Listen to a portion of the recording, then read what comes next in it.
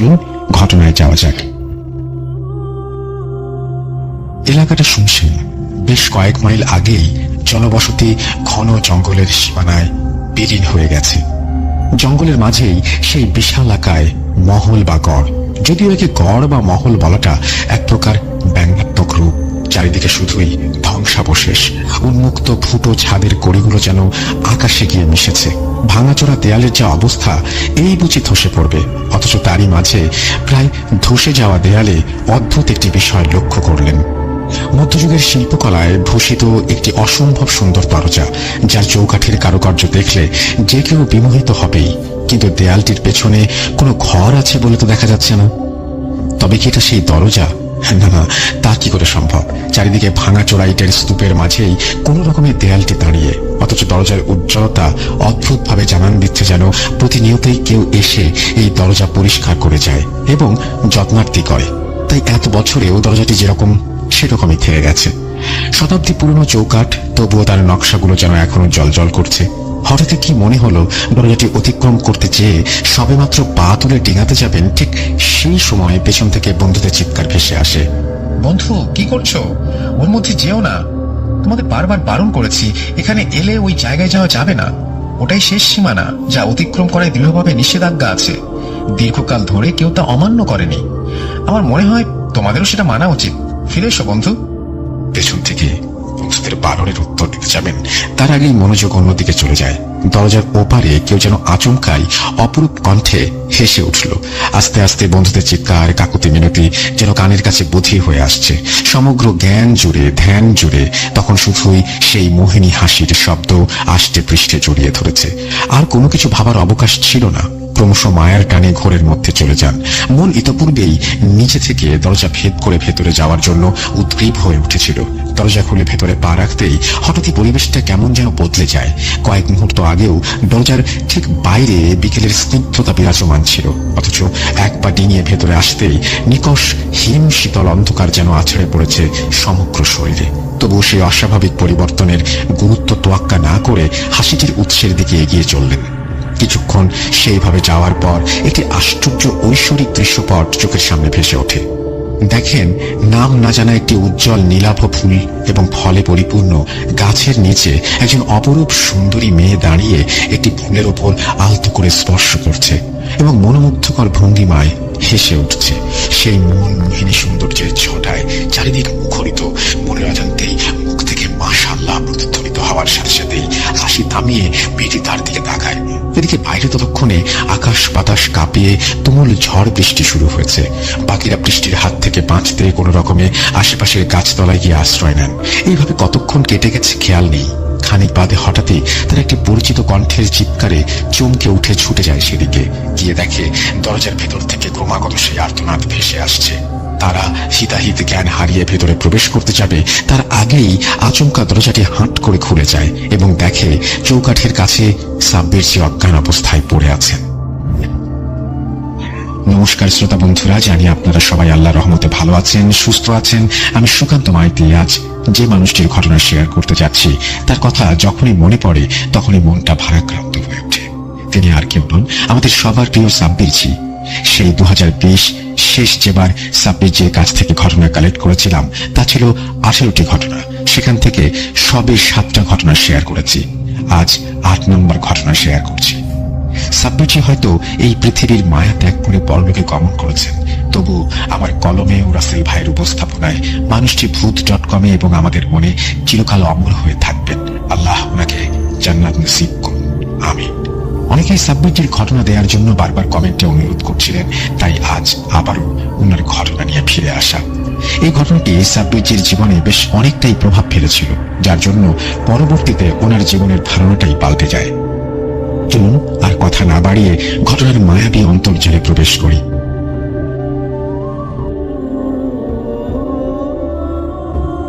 সময়টা 2003-এর মাঝামাঝি।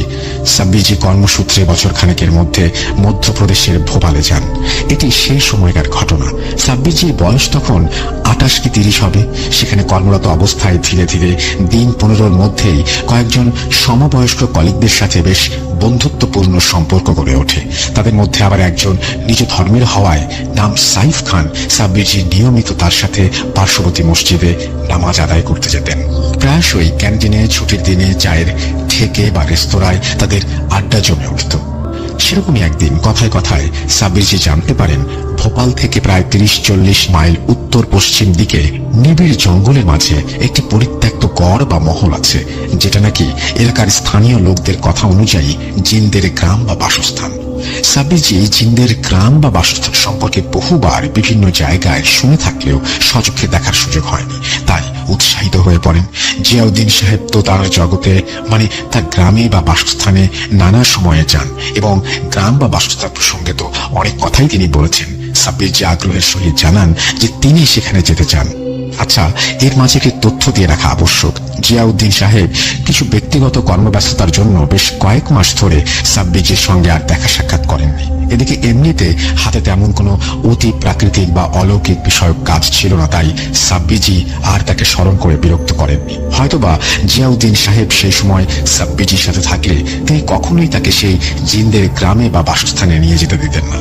হয়তোবা সাব্বিরজি সেই আঘাতটা পেতেন না এবং জীবনটা হয়তো অন্যরকম ভাবে প্রবাহিত হতো। যাই হোক, ঘটনায় ফিরি। জিনদের গ্রাম বিষয়টা নিয়ে সাব্বিরজি খুবই অস্থির ছিলেন। দিনটা ছিল রবিবার, ছুটির দিন। সাব্বিরজি সকালেই মনস্থির করে রেখেছিলেন যে তিনি সেদিন গড়ে বা মহলে যাবেনই। যেই ভাবা সেই কাজ। কলিগদের বলতে একে একে সবাই মানা করে দেয়। সপ্তাহান্তে একটা মাত্র ছুটির দিন, কোথায় আড্ডা আমোদ প্রমোদ করবে তা না, কেই বা যেতে চায় এতদূর নিবিড় জঙ্গলে। শেষে সাইফ সহ আরো দুজন কলিগ রাজি হয়। এরপর লাঞ্চ সেরে একটি জিপ ভাড়া করে যতক্ষণে তারা রওনা দেয় ততক্ষণে সূর্য মধ্য গগনে যেন আগুন ছড়াচ্ছে। একই মধ্যপ্রদেশের রুক্ষ সূক্ষ্ম মালভূমির উষ্ণতা, তার উপর ফুট করা জিপ, মাথার উপর সূর্য যেন তীব্র ক্রোধান্বিত দৃষ্টি রেখে চলেছে। গরমে একেবারে ঝালাপালা অবস্থা। প্রায় ঘন্টাখানেক পথ অতিক্রম করার পর তারা শহর ছাড়িয়ে সূর্যের তাপে ঝলসে যাওয়া বাদামি ঘাস ঝোপ ঝাড়ে ঢাকা নিরিবিলি প্রান্তরের মধ্য দিয়ে সাপের ন্যায় সরু আঁকাবাঁকা কালো পিচের রাস্তার উপর দিয়ে এগিয়ে চলে গন্তব্যের দিকে। ড্রাইভার জানায় আর মাইল 5 পর খেরো গ্রামের মোড় পড়বে। সেখান থেকে ডান দিকে লাল নুড়ি মাটির কাঁচা রাস্তা ধরে মাইল 20 গেলেই জঙ্গলের সেই গড়। আর বেশ কিছুটা সময় কেটে যায়। যতক্ষণে তারা খেরো গ্রামের মোড়ে পৌঁছান ততক্ষণে দুপুর গড়িয়ে সূর্য ধীরে ধীরে পশ্চিমে ঢলতে শুরু করেছে। গরমে ঘেমে নিয়ে নাজেহাল অবস্থা। তারা গাড়ি থামিয়ে একটু রিফ্রেশমেন্টের জন্য পাশে একটি দোকানে যান। ফ্রেশ হয়ে সবাই যে যার মতো কোল্ড ড্রিঙ্কস অর্ডার করে খাওয়া শুরু করেন। সাইফ স্ট্রয়ে চুমুক দিতে দিতে সাব্বিরজিকে বলেন, দেখো বন্ধু, তুমি তো অনেক কিছু শোনো না, জোর করে এলে। তবে একটা কথা বলে রাখি, ওখানে গিয়ে কিন্তু এ ঘর ও ঘর বেশি ঘোরাঘুরি করা চলবে না। অত্র অঞ্চলে সবাই জানে ওখানে যাওয়া বারণ। ঠিক সেই সময় বয়স্ক দোকানদার খুব খুব করে কাশতে কাশতে বললেন, কিছু মনে করবেন না বাবুরা, শুধু বারণ নয়, ওখানে একটি বিশেষ দরজা যেটা পার করা কঠোরভাবে নিষেধ আছে। আজ থেকে বহু বছর পূর্বে একজন পাক পীর সাহেব দুই জগতের মধ্যে সামঞ্জস্য বজায় রাখতে এর বিধান করে দিয়েছেন। শুনেছি ওই দরজার ওপারে নাকি জিন পরীদের গ্রাম। আপনারা আজকালকার মানুষ, তাই হয়তো মানতে চাইবেন না বিষয়টা, তবু যেহেতু আপনাদের থেকে আমি বয়সে বড়, তাই গুরুজন হিসেবে সাবধান করে দেওয়াটা আমার কর্তব্য। সাব্বিরজি আর কথা বাড়ালেন না। হ্যাঁ সূচক মন্তব্য করে পয়সা মিটিয়ে তারা আবারও রওনা দিলেন। লোকালয় ছাড়িয়ে নিবিড় জঙ্গলের সীমানা পর্যন্ত রুক্ষ শুষ্ক উষ্ণ পরিবেশ বিরাজ করছিল। কিন্তু জঙ্গলের রাস্তায় প্রবেশ করা মাত্রই পরিস্থিতি হঠাৎ কেমন যেন পাল্টে যায়। যদিও আশ্বিন মাস, বাংলার বুকে এরকম আশ্বিনের ঈশানী ঝড় স্বাভাবিক হলেও মধ্যপ্রদেশের মতো রুক্ষ শুষ্ক এলাকায় ব্যাপারটা খুবই অস্বাভাবিক লাগছিল। ঝড়টা ধীরে ধীরে বাড়তে থাকে। চারিদিকে অন্ধকারটা যেন দ্রুত ছুটে আসছে। কয়েক মুহূর্ত আগে পর্যন্ত সোনালী সূর্যের আকাশ এখন সারি সারি প্রকাণ্ড গাছের ডালপালার আড়ালে কালচে দেখাচ্ছে। সাইফ উদ্বিগ্নের স্বরে বলে উঠল, বন্ধু চলো, আজকে আমি তো ফিরে যাই, বৃষ্টি আসতে পারে, হুট খোলা গাড়ি, খামখা ভিজতে হবে। কিন্তু কে শুনে কার কথা? সাব্বিরজি রাজি হন না। কাঙ্ক্ষিত স্থানের এতটা কাছে পৌঁছে তিনি কোনোভাবেই ফিরে যেতে চাইলেন না। বন্ধুদের আশ্বস্ত করে বললেন, আর সামান্য রাস্তা বাকি, দেখো বৃষ্টিটা আমার আগেই আমরা ঠিক ফিরে যেতে পারবো। কিছুক্ষণ পর জঙ্গলের মাঝে বহুল আলোচিত সেই মহল বা গড়ের সামনে পৌঁছে সাব্বিরজি কিছুটা হতাশ হলেন। কোথায় মহল? কিন্তু ভগ্নস্তূপ। দেয়ালগুলো কোন রকমে দাঁড়িয়ে আছে। মাথার উপর টাক পড়া ফুটো ভাঙাচোরা ছাদ। যদিও গল্পের ভাষা অনুযায়ী ভুতুরে পোড়ো বাড়ি হিসেবে মন্দ নয় মহলটা, কিন্তু আদৌ কি এর মধ্যে জিনদের গ্রাম বা বাসস্থান থাকা সম্ভব? মনে তো হচ্ছে না। সাব্বিরজি নিরাশ হয়ে নীরবে এদিকে ওদিকে হেঁটে বেড়াতে লাগলেন। ওনার বন্ধুরা অবশ্য সাহস করে আর বেশি দূর এগোয়নি, চুপচাপ গাড়ি থেকে কয়েক পা এগিয়ে দাঁড়িয়েছিল এবং সাব্বিরজিকে বারবার অনুরোধ করছিল ফিরে আসতে। সাব্বিরজি সাহসী মানুষ, কোনো অতি প্রাকৃতিক বিষয় তাকে সহজে নাড়াতে পারে না। আপন মনে এদিক ওদিক দেখতে দেখতে হঠাৎই একটি দরজার দিকে নজর যায়। দরজাটি কারুকার্য ও শৈল্পিক নিদর্শন দেখে সাব্বিরজি মুগ্ধ হয়ে যান। দোকানি হয়তো এই দরজাটির কথাই বলেছিল। একটি ভাঙা চোরা উন্মুক্ত দেয়ালের মাঝখানে দরজাটি অবস্থিত। এটাই নাকি জিন্দের গ্রামে যাওয়া আসার প্রবেশ পথ। সাব্বিরজি তাচ্ছিল্যের স্বরে হেসে ওঠেন, কারণ দরজা খোলার প্রয়োজনই বাকি। একটু ঘুরে গেলেই উন্মুক্ত দেয়ালের ওপারে অনায়াসে চলে যাওয়া যায়। কই, কোথাও কোনো গ্রাম বা কিছু তো নেই। সাব্বিরজি হাসতে হাসতে দরজায় হাত রাখতে যাবেন, ঠিক সেই সময় পেছন থেকে বন্ধুদের চিৎকার ভেসে আসে। কি করছো বন্ধু? ওটি করো না। তোমাকে পই পই করে বারণ করেছি, ওখানে যাওয়া কঠোরভাবে নিষেধ আছে। আজ পর্যন্ত কেউ তা অমান্য করেনি। দয়া করে ফিরে আসো। সাব্বিরজি ঘাড় ঘুরিয়ে তাদের কিছু বলার আগেই দরজার ওপার থেকে আসা অপূর্ব নারী কণ্ঠের হাসির শব্দে সম্মোহিত হলেন এবং একটি ঘোরের মধ্যে চলে যান তিনি। পেছন থেকে ভেসে আসা বন্ধুদের চিৎকার তখন অধীর হয়ে আসে। হতে পারে তিনি একজন আলেম, ধর্মপ্রাণ ব্যক্তি, ডাক্তার, এবং কোনটা মায়া ও কোনটা বাস্তব তা বোঝার বিচক্ষণ বুদ্ধি তার আছে। কিন্তু তখন তিনি 28 থেকে 30 বছর বয়সের তরতাজা যুবক, রক্ত মাংসে গড়া মানুষ। তাই তিনি সেই ডাক উপেক্ষা করতে পারেননি। যদিও সেই সময়কার পরিস্থিতির কোনো কিছুই স্বাভাবিক ছিল না, তবুও সাব্বিরজি এক অমোঘ টানে অচিরেই দরজা খুলে ভেতরে পা রাখেন। ভেতরের পরিবেশটা সম্পূর্ণ আলাদা। নিকষ হিম শীতল কালো অন্ধকারে চারিদিক ঢাকা। মুহূর্তের ব্যবধানে পরিবেশটা সম্পূর্ণ পরিবর্তিত হয়ে যায় এবং সেই পরিবর্তনকে অগ্রাহ্য করে এমনকি সন্তর্পণে 4টি কালো ছায়ামূর্তি যে নিঃশব্দে তাকে পাশ কাটিয়ে দরজা দিয়ে বেরিয়ে গেল, সেটিকে নজর না দিয়ে সাব্বির যেন বিভোর হয়ে সেই হাসির উদ্দেশ্যে এগিয়ে গেলেন। অন্ধকার পথঘাট বোঝা যায় না, তবুও দূর থেকে ভেসে আসা একটি স্নিগ্ধ নীলাভ আলোক রশ্মি স্মরণ করে তিনি এগিয়ে যাচ্ছেন। খানিক বাদে সেখানে পৌঁছে যে দৃশ্যটি সাব্বিরজি দেখেন, তা দেখলে সেই বয়সে যে কেউ বিমোহিত হয়ে যাবে। সাব্বিরজির ক্ষেত্রেও তার অন্যথা ঘটেনি। দেখেন আশ্চর্য উজ্জ্বল সুন্দর ফুলে ফলে পরিপূর্ণ একটি গাছ, যা থেকে সেই নীলাভ আলোক রশ্মি ছড়িয়ে পড়ছে। তার পাশে একজন অপূর্ব সুন্দরী মেয়ে আলতো করে একটা ফুল স্পর্শ করছে এবং অপূর্ব ভঙ্গিময় হেসে উঠছে। অজান্তেই মাশাআল্লাহ বলে ওঠার সঙ্গে সঙ্গে মেয়েটি পেছন করে সাব্বিরজির দিকে তাকিয়ে কিছুটা অবাক হয়ে আবারও অপরূপ ভঙ্গিমায় হেসে ওঠে। সাব্বিরজি বিফল হয়ে দেখছিলেন মেয়েটির রূপের বর্ণনা ভাষাতে হয়তো কোনো কবি বা শিল্পী তার সঠিক পরিমাপ করতে পারবেন। তিনি ধীরে স্বরে মেয়েটিকে জিজ্ঞেস করেন যে সে কে এবং এখানে কি করছে, কিন্তু কোনো কিছু বলার অবকাশ আর থাকে না। সঙ্গে সঙ্গে আকাশ বাতাস কাঁপিয়ে চারিদিকের পরিবেশ তোলপাড় করে তুমুল ঝড় শুরু হয় এবং সেই সঙ্গে পৈশাচিক গর্জনে অন্ধকার থেকে কেউ এগিয়ে আসে সাব্বিরজির দিকে।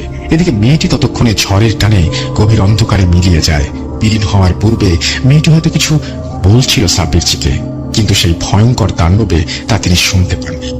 মুহূর্তের মধ্যে অপরূপ পরিবেশটা বিভৎস ভয়ানক রূপ নিয়ে সাব্বিরজির সামনে দাঁড়িয়ে।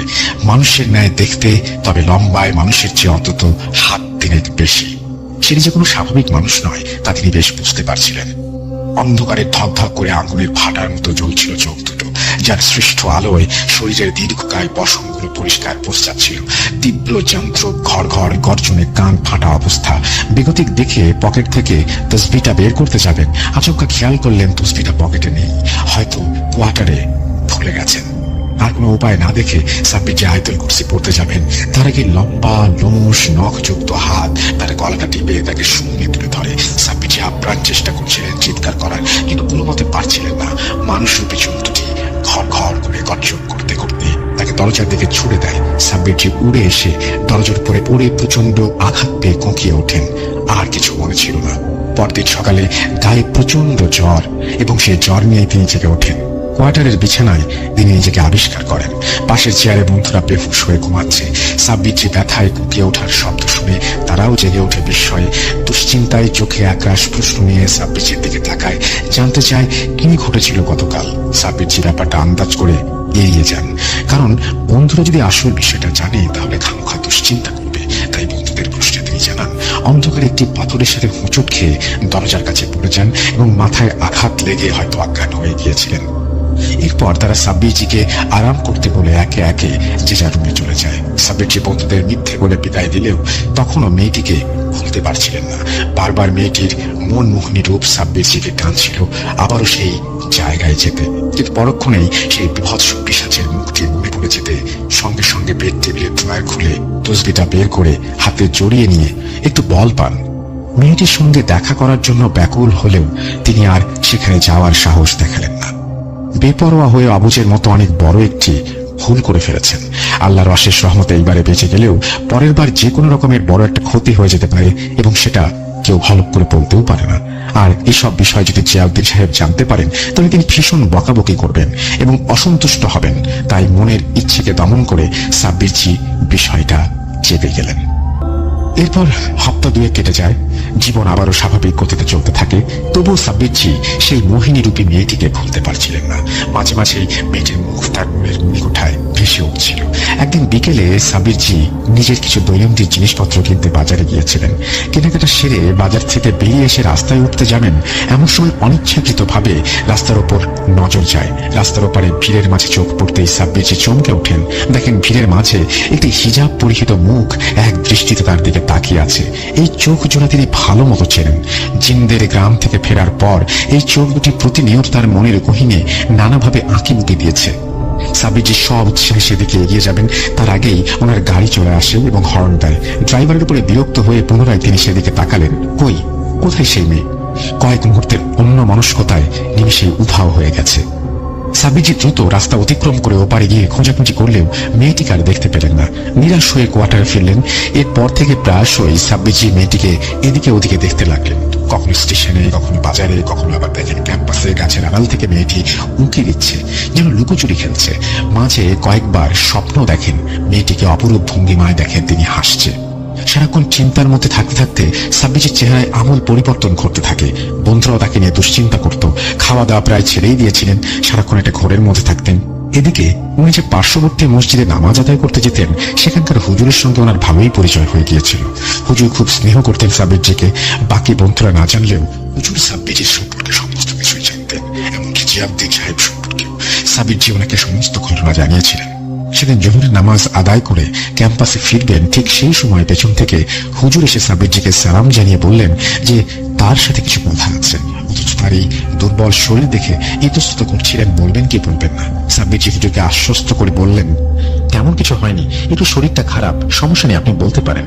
হুজুর মসজিদের পাশে ওনার বরাদ্দ ঘরটিতে সাব্বিরজিকে ডেকে নিয়ে গেলেন এবং এরপর একজন পরিচারক এসে দুজনকে রুয়াবজা শরবত পরিবেশন করতে গেলে ঠান্ডা শরবতে চুমুক দিতে সাব্বিরজি হুজুরের কাছে বিষয়টি কি জানতে চাইলেন। হুজুর গম্ভীর স্বরে বলতে শুরু করলেন, আমাদের স্থানীয় এলাকায় একজন পরহেজগার ব্যক্তি, তার নাম আব্দুল কাদের। গত বছর তার পরিবার নানা রকম অলৌকিক অতি প্রাকৃতিক ঘটনার সম্মুখীন হন। আমি বহু চেষ্টা করেও এর কোনো সুভা করতে পারিনি, কোন রকমে আটকে রেখেছিলাম, কিন্তু মাসখানেক হলো উপদ্রবটা আবারও শুরু হয়েছে। এবারে আমি আর কোনো কুল কিনারা খুঁজে পাচ্ছি না। ব্যাপারটা তোমাকে একটু ভরসা করে বলি। আজ থেকে প্রায় 20 বছর আগে আব্দুল সাহেবের ছোট ভাই তামিম কাদের আত্মহত্যা করে। তবে সেটা আত্মহত্যা ছিল নাকি অলৌকিক শক্তির প্রভাব, তা আজও ধোঁয়াশা। জানি প্রশ্ন উঠতে পারে, অলৌকিক শক্তির প্রভাব কেন বললাম? আসলে মৃত্যুর আগে পর্যন্ত তামিমের সঙ্গে নানা রকম ভয়ঙ্কর সব ঘটনা ঘটেছিল। সেই সকল ঘটনার সূত্রপাত তারও মাস দেড়েক আগে। এখন তামিমের সম্পর্কে কিছু তথ্য দেওয়া আবশ্যক। তামিম কাদের পেশায় একজন অ্যাম্বুলেন্স চালক, আমাদের এখানকারই সরকারি হাসপাতালে অ্যাম্বুলেন্স চালাতো। তার একজন বন্ধু ছিল সঞ্জয় সিং, তারা এই গাড়িতে ডিউটি করত। তামিমের মৃত্যুর দিন পাঁচেকের মধ্যে সঞ্জয় গাড়ি অ্যাক্সিডেন্টে মারা যায়। তামিম বিয়ে থা করলেও বছর পাঁচেক আগে তার স্ত্রী মারা যায়। তারপর সে আর বিয়ে করেনি, একা মানুষ, একটি ছেলেও আছে। আব্দুল সাহেবের স্ত্রী তার দেখাশোনা করেন। একজন পরহেজগার মানুষের ভাই হলেও তামিম কাদের খুবই নাপাক এবং নিকৃষ্ট মনুষ্য ছিল। মারা যাওয়ার 2 দিন আগে সঞ্জয় সিং সব খুলে জানিয়েছিলেন। আত্মহত্যা বা অপঘাতে মৃত যে সমস্ত লাশ পোস্টমর্টমে আসতো, তাদের বডি সাধারণত অন্যান্য অ্যাম্বুলেন্স ড্রাইভার ভরে নিতে চাইতো না। তামিম সঞ্জয় নাকি বেশি ভাড়ার বিনিময়ে সেই সমস্ত লাশ নিয়ে যেত। ব্যাপারটা শুধু এখানেই থেমে থাকেনি। সঞ্জয় জানায় তারা মাঝে মাঝে লাশ কাটায় টোমকে সাহায্য করত। এর ফলে লাশ কাটা ও সেলাইয়ে বেশ পারদর্শী হয়ে ওঠে। আসলে মূল বিষয়টি ছিল খুবই জঘন্য এবং নৃশংস। যখনই তারা কোনো অপঘাতে মৃত বা আত্মহত্যার লাশ লাশ সরবরাহ হয়ে যেত তখন তারা একটি ঘৃণ্য নাপাক কাজ করত। মাঝপথে গাড়ি থামিয়ে লাশের শরীরের ভেতরে নানা কেটে বের করে আবারও নিপুণভাবে সেলাই করে দিত, যাতে কেউ টের না পায়। এরপর সেই অঙ্গ প্রত্যঙ্গ একজন নিকৃষ্ট হিন্দু তান্ত্রিক তার নিম্নতন্ত্র সাধনা ও কালো জাদুর কাজের জন্য কিছু টাকার বিনিময়ে কিনে নিতেন। যেদিনই তারা ওই ধরনের লাশ গাড়িতে তুলত, সেদিনই তারা নানাভাবে কৌশলে মৃতের পরিবারকে নানা রকমের জিন ভূতের ভয় দেখিয়ে গাড়িতে লাশের সঙ্গে নিত না।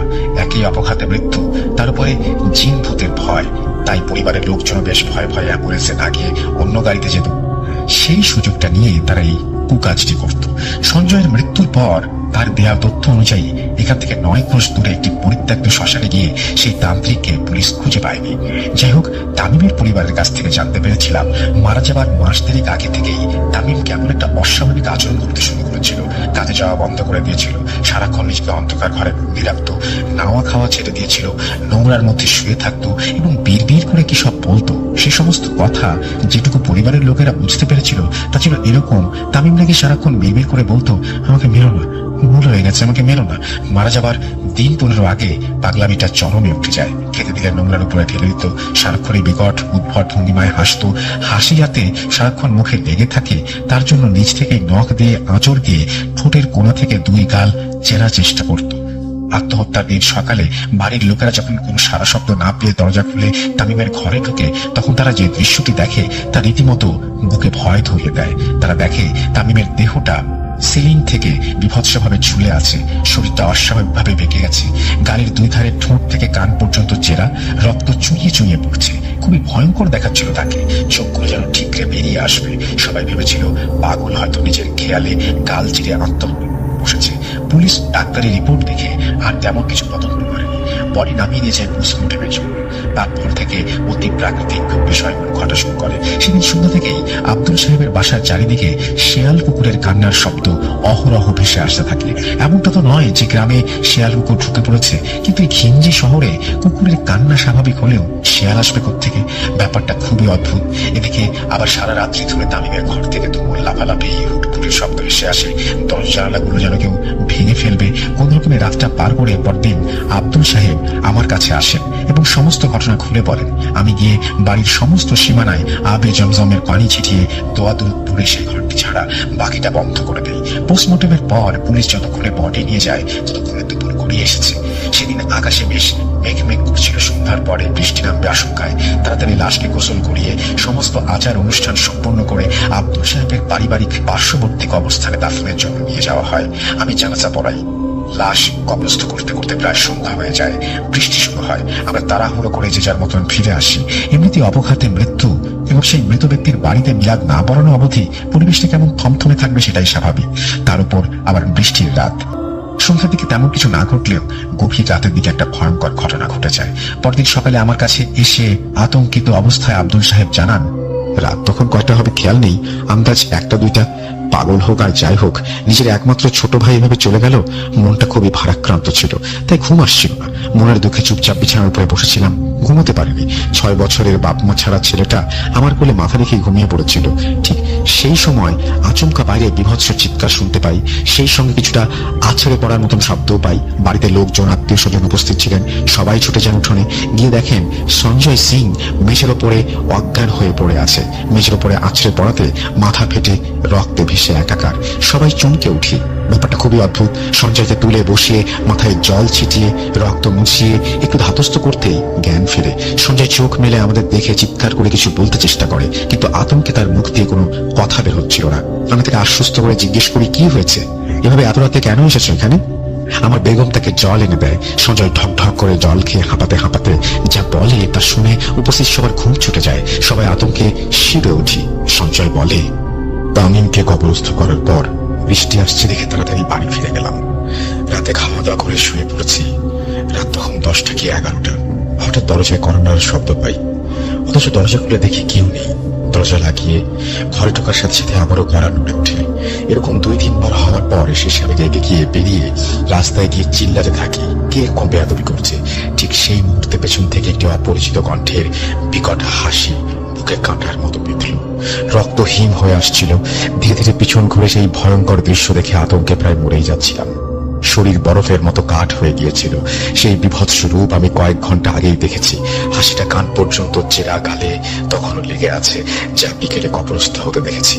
ভয়ঙ্কর শয়তানের রূপ নিয়ে তামিম সামনে দাঁড়িয়ে কিছু বুঝে ওঠার আগেই সে সজোরে আমাকে ধাক্কা মেরে রাস্তায় ফেলে দেয়। পরে গিয়ে প্রচন্ড আঘাত পাই, কিন্তু বাড়িতে ঢোকার জোর নেই।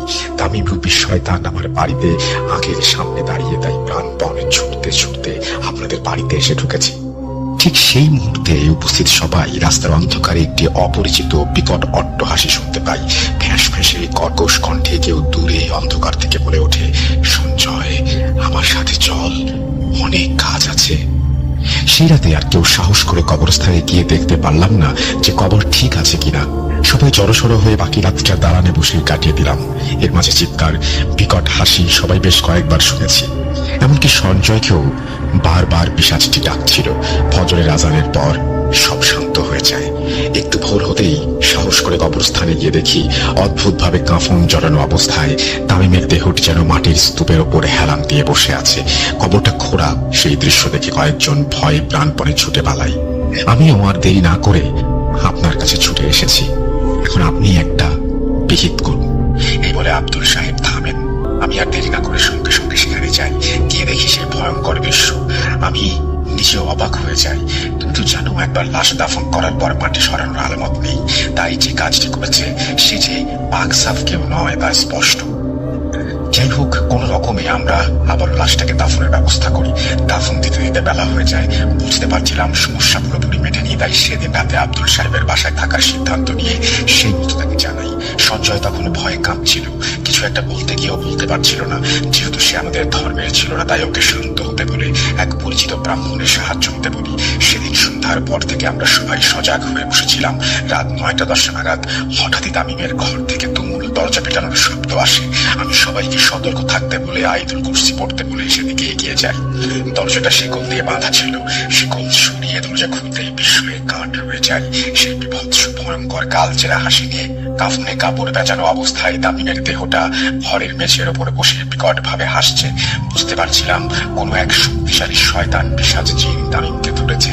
আমি চিৎকার করে সবাইকে ডেকে জোরে জোরে সূরা ইয়াসিন পড়তে বলি। বাকিরা এসে দৃশ্যটা দেখে আতঙ্কে পিছিয়ে যায়। সবার চোখ যেন ভয়ে ঠিকরে বেরিয়ে আসছিল। বুঝে উঠতে পারছিলাম না কি করব। কবরের ভেতরে শোয়ানোর পর শটান বারবার উঠে বসে যাচ্ছিল। সেই সঙ্গে পাশেই প্রকাণ্ড আম গাছের ডালপালার ভেতর থেকে অনেক আওয়াজ শুনতে পাচ্ছিলাম। উপস্থিত আত্মীয় স্বজনরা সবাই আতঙ্কে চিৎকার দিয়ে জেলার মুখোম চলে যায়। শুধুমাত্র আব্দুল সাহেব আর বড় ছেলে রাশেদ আর আমি থেকে যাই কোন রকমে লাশটাকে দাফন। তখন গভীর রাত। দাফনের কাজ শেষ হতে আচমকা আম গাছের ওপর থেকে বিভৎস অদ্ভুত প্রাণী লাফিয়ে ছুটে চলে যায়।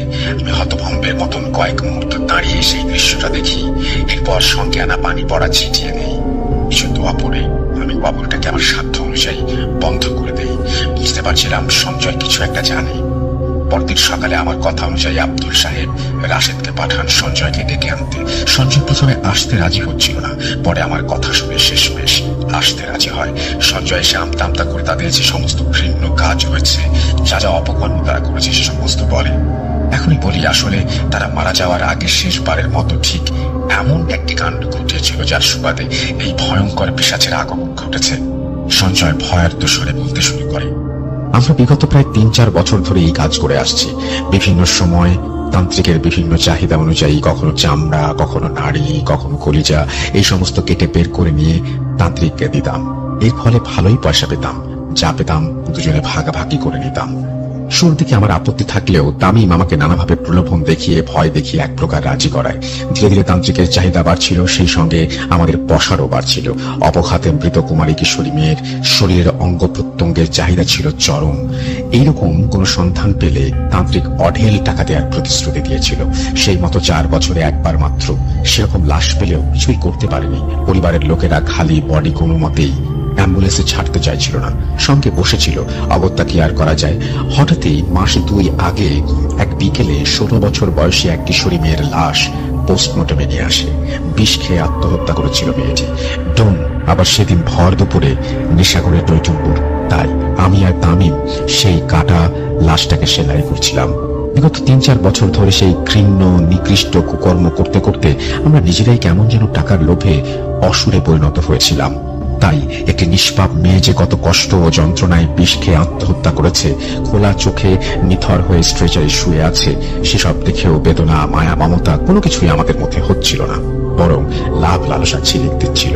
দুজনের মধ্যে তখন প্রচুর টাকা পয়সার স্বপ্ন দানা বাঁধতে শুরু করেছে। এতদিন তান্ত্রিকের চাহিদা অনুযায়ী আত্মহত্যায় মৃত কিশোরী কুমারী মেয়ের লাশ পেয়েছি, তাই চোখের ইশারায় আমি ও তামিম ঠিক করে ফেলি যে আজ একসঙ্গে বেশ কয়েকটি অঙ্গ কেটে তান্ত্রিককে দেব এবং তার বিনিময়ে প্রচুর টাকা পাবো। সেই মতো গোপনে তান্ত্রিককে খবর পাঠিয়ে আমরা কাজে লেগে পড়ি। সেটাই ছিল আমাদের অতিলোভের শেষ পরিণতির শুরু। আমরা জানতাম অবঘাতে বা আত্মহত্যায় মৃতদেহ নিয়ে যাওয়ার সময় রাতে নানা রকমের কম বেশি অতি প্রাকৃতিক ঘটনা ঘটে, কিন্তু সেসব বিষয়ে আমরা কখনো গুরুত্ব দেইনি। সেদিন লাশ কাটার সময় অদ্ভুত একটা ঘটনা ঘটে। উত্তেজনার বশে লাশ কাটতে কাটতে তাড়াহুড়োয় স্লিপ করে তামিম মেয়েটির গাল কান পর্যন্ত কেটে ফেলে। পরে অবশ্য ভালো করে সেলাই করে দেয়। পোস্টমর্টেম সেরে উঠতে না উঠতেই রাত 9টা বেজে যায়। এরপর সবকিছু গুছিয়ে লাশ গাড়িতে তুলতে আরো আধা ঘন্টার মতো লাগে। তারপর অবশ্য আমরা পরিকল্পনা মাফিক লাশের বাড়ির লোকদের কাছ থেকে ঠিকানা নিয়ে বাড়িতে চলে যাই। লাশ নিয়ে যেতে হবে লাল রিহা গ্রামে, মাইল 40 পথ। তার উপর রাস্তার যে অবস্থা, পৌঁছাতে পৌঁছাতে ভোর রাত্রি হয়ে যাবে। তাই কি করা যায়? যদিও আমাদের প্রতীক্ষা শুধুমাত্র 9 ক্রোশ পথ। তাজা অঙ্গ প্রত্যঙ্গ বের করে তান্ত্রিককে দিতে পারলেই কাজ শেষ। আজও সেই নৃশংস রাতের কথা মনে পড়লে বুকটা কেঁপে ওঠে। সেদিন শয়তান যেন আমাদের মাথায় জোরে বসেছিল।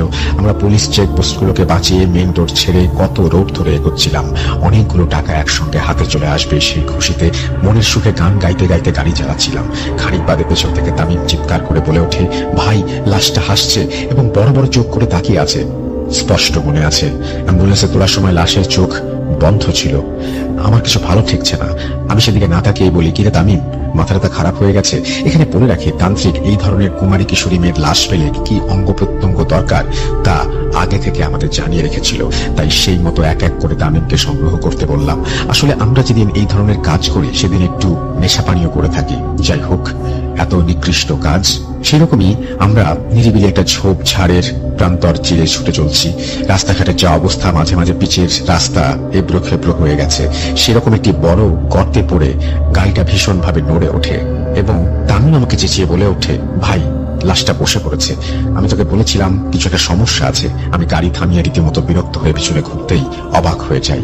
সত্যি লাশটা উঠে বসে আছে।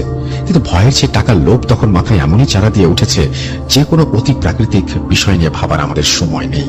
দেখলাম মুখটা চাপা আতঙ্ক দমন করতে করতে তামিম লাশটাকে আবারও শুইয়ে দিল। তামিমের ছুরির ফলটা লাশের বুক ছোঁয়ার সাথে সাথেই লাশটা অস্বাভাবিক হয়ে ওঠে। আমরা স্পষ্টতই দেখতে পাই লাশের মুখে ঘৃণা, তীব্র যন্ত্রণা ও ক্ষোভের ছাপ। আমি আতঙ্কে শিউরে উঠে চিৎকার করতে গিয়ে মুখটা চেপে ধরে ঘাড় ঘুরিয়ে গাড়িটা স্টার্ট দিয়ে জোর করে এক্সিলারেটরে পা চাপ দেই। জানি এই ধরনের কাজের সময় ভূত পিশাচের উপদ্রব একটু আধটু হয়। সেদিন বোধ করি একটু বেশি হচ্ছিল। যাই হোক, আমরা তান্ত্রিককে তার লিস্ট অনুযায়ী সবকিছু ধরিয়ে দিয়ে টাকা বুঝে ততক্ষণে লাহোরিয়া গ্রামের উদ্দেশ্যে বেরোলাম। ততক্ষণে রাত প্রায় 12টার মতো বেজে গেছে। তামিম লাশের গায়ে থাকা রক্ত ভালো করে পরিষ্কার করে কাপড় দিয়ে ঢেকে দড়ি দিয়ে বেঁধে কোন রকমে আমার পাশের সিটে এসে বসলো। আমরা আজ কোনো কিছুই তোয়াক্কা করছিলাম না। তামিম কিন্তু একটু সন্ত্রস্ত অবস্থায় চুপচাপ পাশে বসেছিল। বুঝতে পারছিলাম রাত অনেক হয়েছে, এত বড় কাজ সেরে এলাম, তাই তামিমকে আর ডিস্টার্ব করিনি। রাত তখন আন্দাজে 1:30-2টা হবে। গ্রামের মোড় পেরিয়েছি, বেশিক্ষণ হয়নি। এমন সময় তামিম প্রকৃতির ডাকে সাড়া দেওয়ার জন্য গাড়ি থামাতে বলল। গাড়িটা রাস্তার পাশে একটি প্রকাণ্ড অশ্বত্থ গাছের গুঁড়ির কাছে দাঁড় করিয়ে গাড়ি থেকে নেমে রাস্তার পাশে কয়েক পা দূরে দুজনে একটু প্রাকৃতিক ডাকে সাড়া দিতে গেলাম। মিনিট খানিক হয়নি, এমন সময় আচমকাই পেছন থেকে কেমন একটা শব্দ ভেসে আসলো। আতঙ্কের পেছনে না ঘুরে চুপচাপ কয়েক মুহূর্ত দাঁড়িয়ে থাকি। উত্তেজনা এতটাই ছিল যেন দুজনের বুকের ভেতরে ঢিপ ঢিপ শব্দ শুনতে পাচ্ছিলাম। এটুকু বুঝতে বাকি ছিল না কোনো এক ভয়ঙ্কর পিশাচ সেই রাতে আমাদের পিছনে লেগেছে। কিন্তু যেতে তো হবেই, এখানে চুপচাপ দাঁড়িয়ে থাকলে হবে না। বুকে সাহস সঞ্চয় করে আমরা আবারও একসাথে ঘুরে দাঁড়াই। আমাদের পা তখন রীতিমতো কাঁপছিল। তামিম এই সমস্ত কাজের সময় তার ছুরিটা সবসময় ট্যাকে গুজে রাখতো। শুনেছি লোহা থাকলে নাকি ভূত প্রেতের উপদ্রব হয় না। আর উপায় না দেখে উদ্ভ্রান্তের মতো ট্যাগ থেকে ছুরিটা বের করে ফেলি। দেখি অ্যাম্বুলেন্সের পেছন দিকেরটা হাট করে খোলা। তার থেকেও ভয়ঙ্কর দৃশ্য দেখি, অ্যাম্বুলেন্সে মেয়েটির শরীর আগের অবস্থানে নেই। ভয়ে হাতটা শক্ত করে চেপে ধরি তামিমের। তাকে কিছু বলার আগে সে উন্মাদের মতো আমার হাতটা ঝটকা দিয়ে ছাড়িয়ে কিছু সূরা কালাম পড়ে ছুরি ঘোরাতে ঘোরাতে ছুটে চলে যায়। আমিও কয়েক মুহূর্ত হতবাক হয়ে সেই উদ্ভট দৃশ্য দেখার পর রাম নাম করতে করতে পেছনে ছুটে যাই। ততক্ষণে ভগবানের কৃপায় কিনা অন্য কোনো কারণে জানি না, আমরা অ্যাম্বুলেন্সের কাছে পৌঁছানোর মাত্রই লাশটি নেতিয়ে গাড়িতে পড়ে যায়। আর দেরি না করে লাশটাকে আবারও অ্যাম্বুলেন্সে তুলে আমরা রওনা দেই। এরপরে পথে আর তেমন কিছু ঘটেনি, যদিও বাকি পথটা তামিম সূরা কালাম পাঠ করতে করতে গেছে। লাহোরিয়ায় পৌঁছাতে রাত্রি ভোর হয়ে যায়। সেখানে পৌঁছে একটা বিষয় দেখে অবাক হলাম। দেখলাম মেয়েটির বাবা মা আমাদের দেরি হওয়ার কারণ কোনো কিছু জিজ্ঞেস না করে ভাড়া মিটিয়ে লাশ নামিয়ে সৎকারের জন্য তাড়াতাড়ি শ্মশানে যেতে প্রস্তুত হয়। ব্যাপারটা বেশ অদ্ভুত লাগলেও আর কিছু জিজ্ঞেস করিনি। এরপর লাহোরিয়া মোড়ে একটি চায়ের দোকানে হাত মুখ ধুয়ে চা খেয়ে ভোরের আলো পরিষ্কার হতে আমরা বাড়ি ফিরি। এরপর হপ্তা দুই কেটে যায়, আর তেমন কিছু ঘটেনি এবং কোনো অপঘাতে মৃত্যুর লাশের পোস্টমর্টমও আসেনি।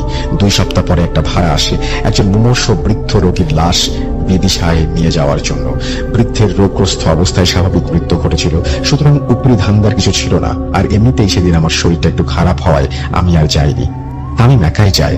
পরে তামিমের কাছ থেকে সমস্ত শুনেছিলাম। পরদিন সকালে তামিম ভীত সন্ত্রস্ত অবস্থায় আমার বাসায় আসে এবং সে কাঁপা কাঁপা কণ্ঠে জানায়, কাল লাশ নামিয়ে ফিরতে ফিরতে রাত 11:15টার মতো বেজে যায়। যাওয়ার সময় কোনো সমস্যা হয়নি, লাশের পরিবারের লোকজন ছিল গাড়িতে, কিন্তু আসার সময় আমি একা।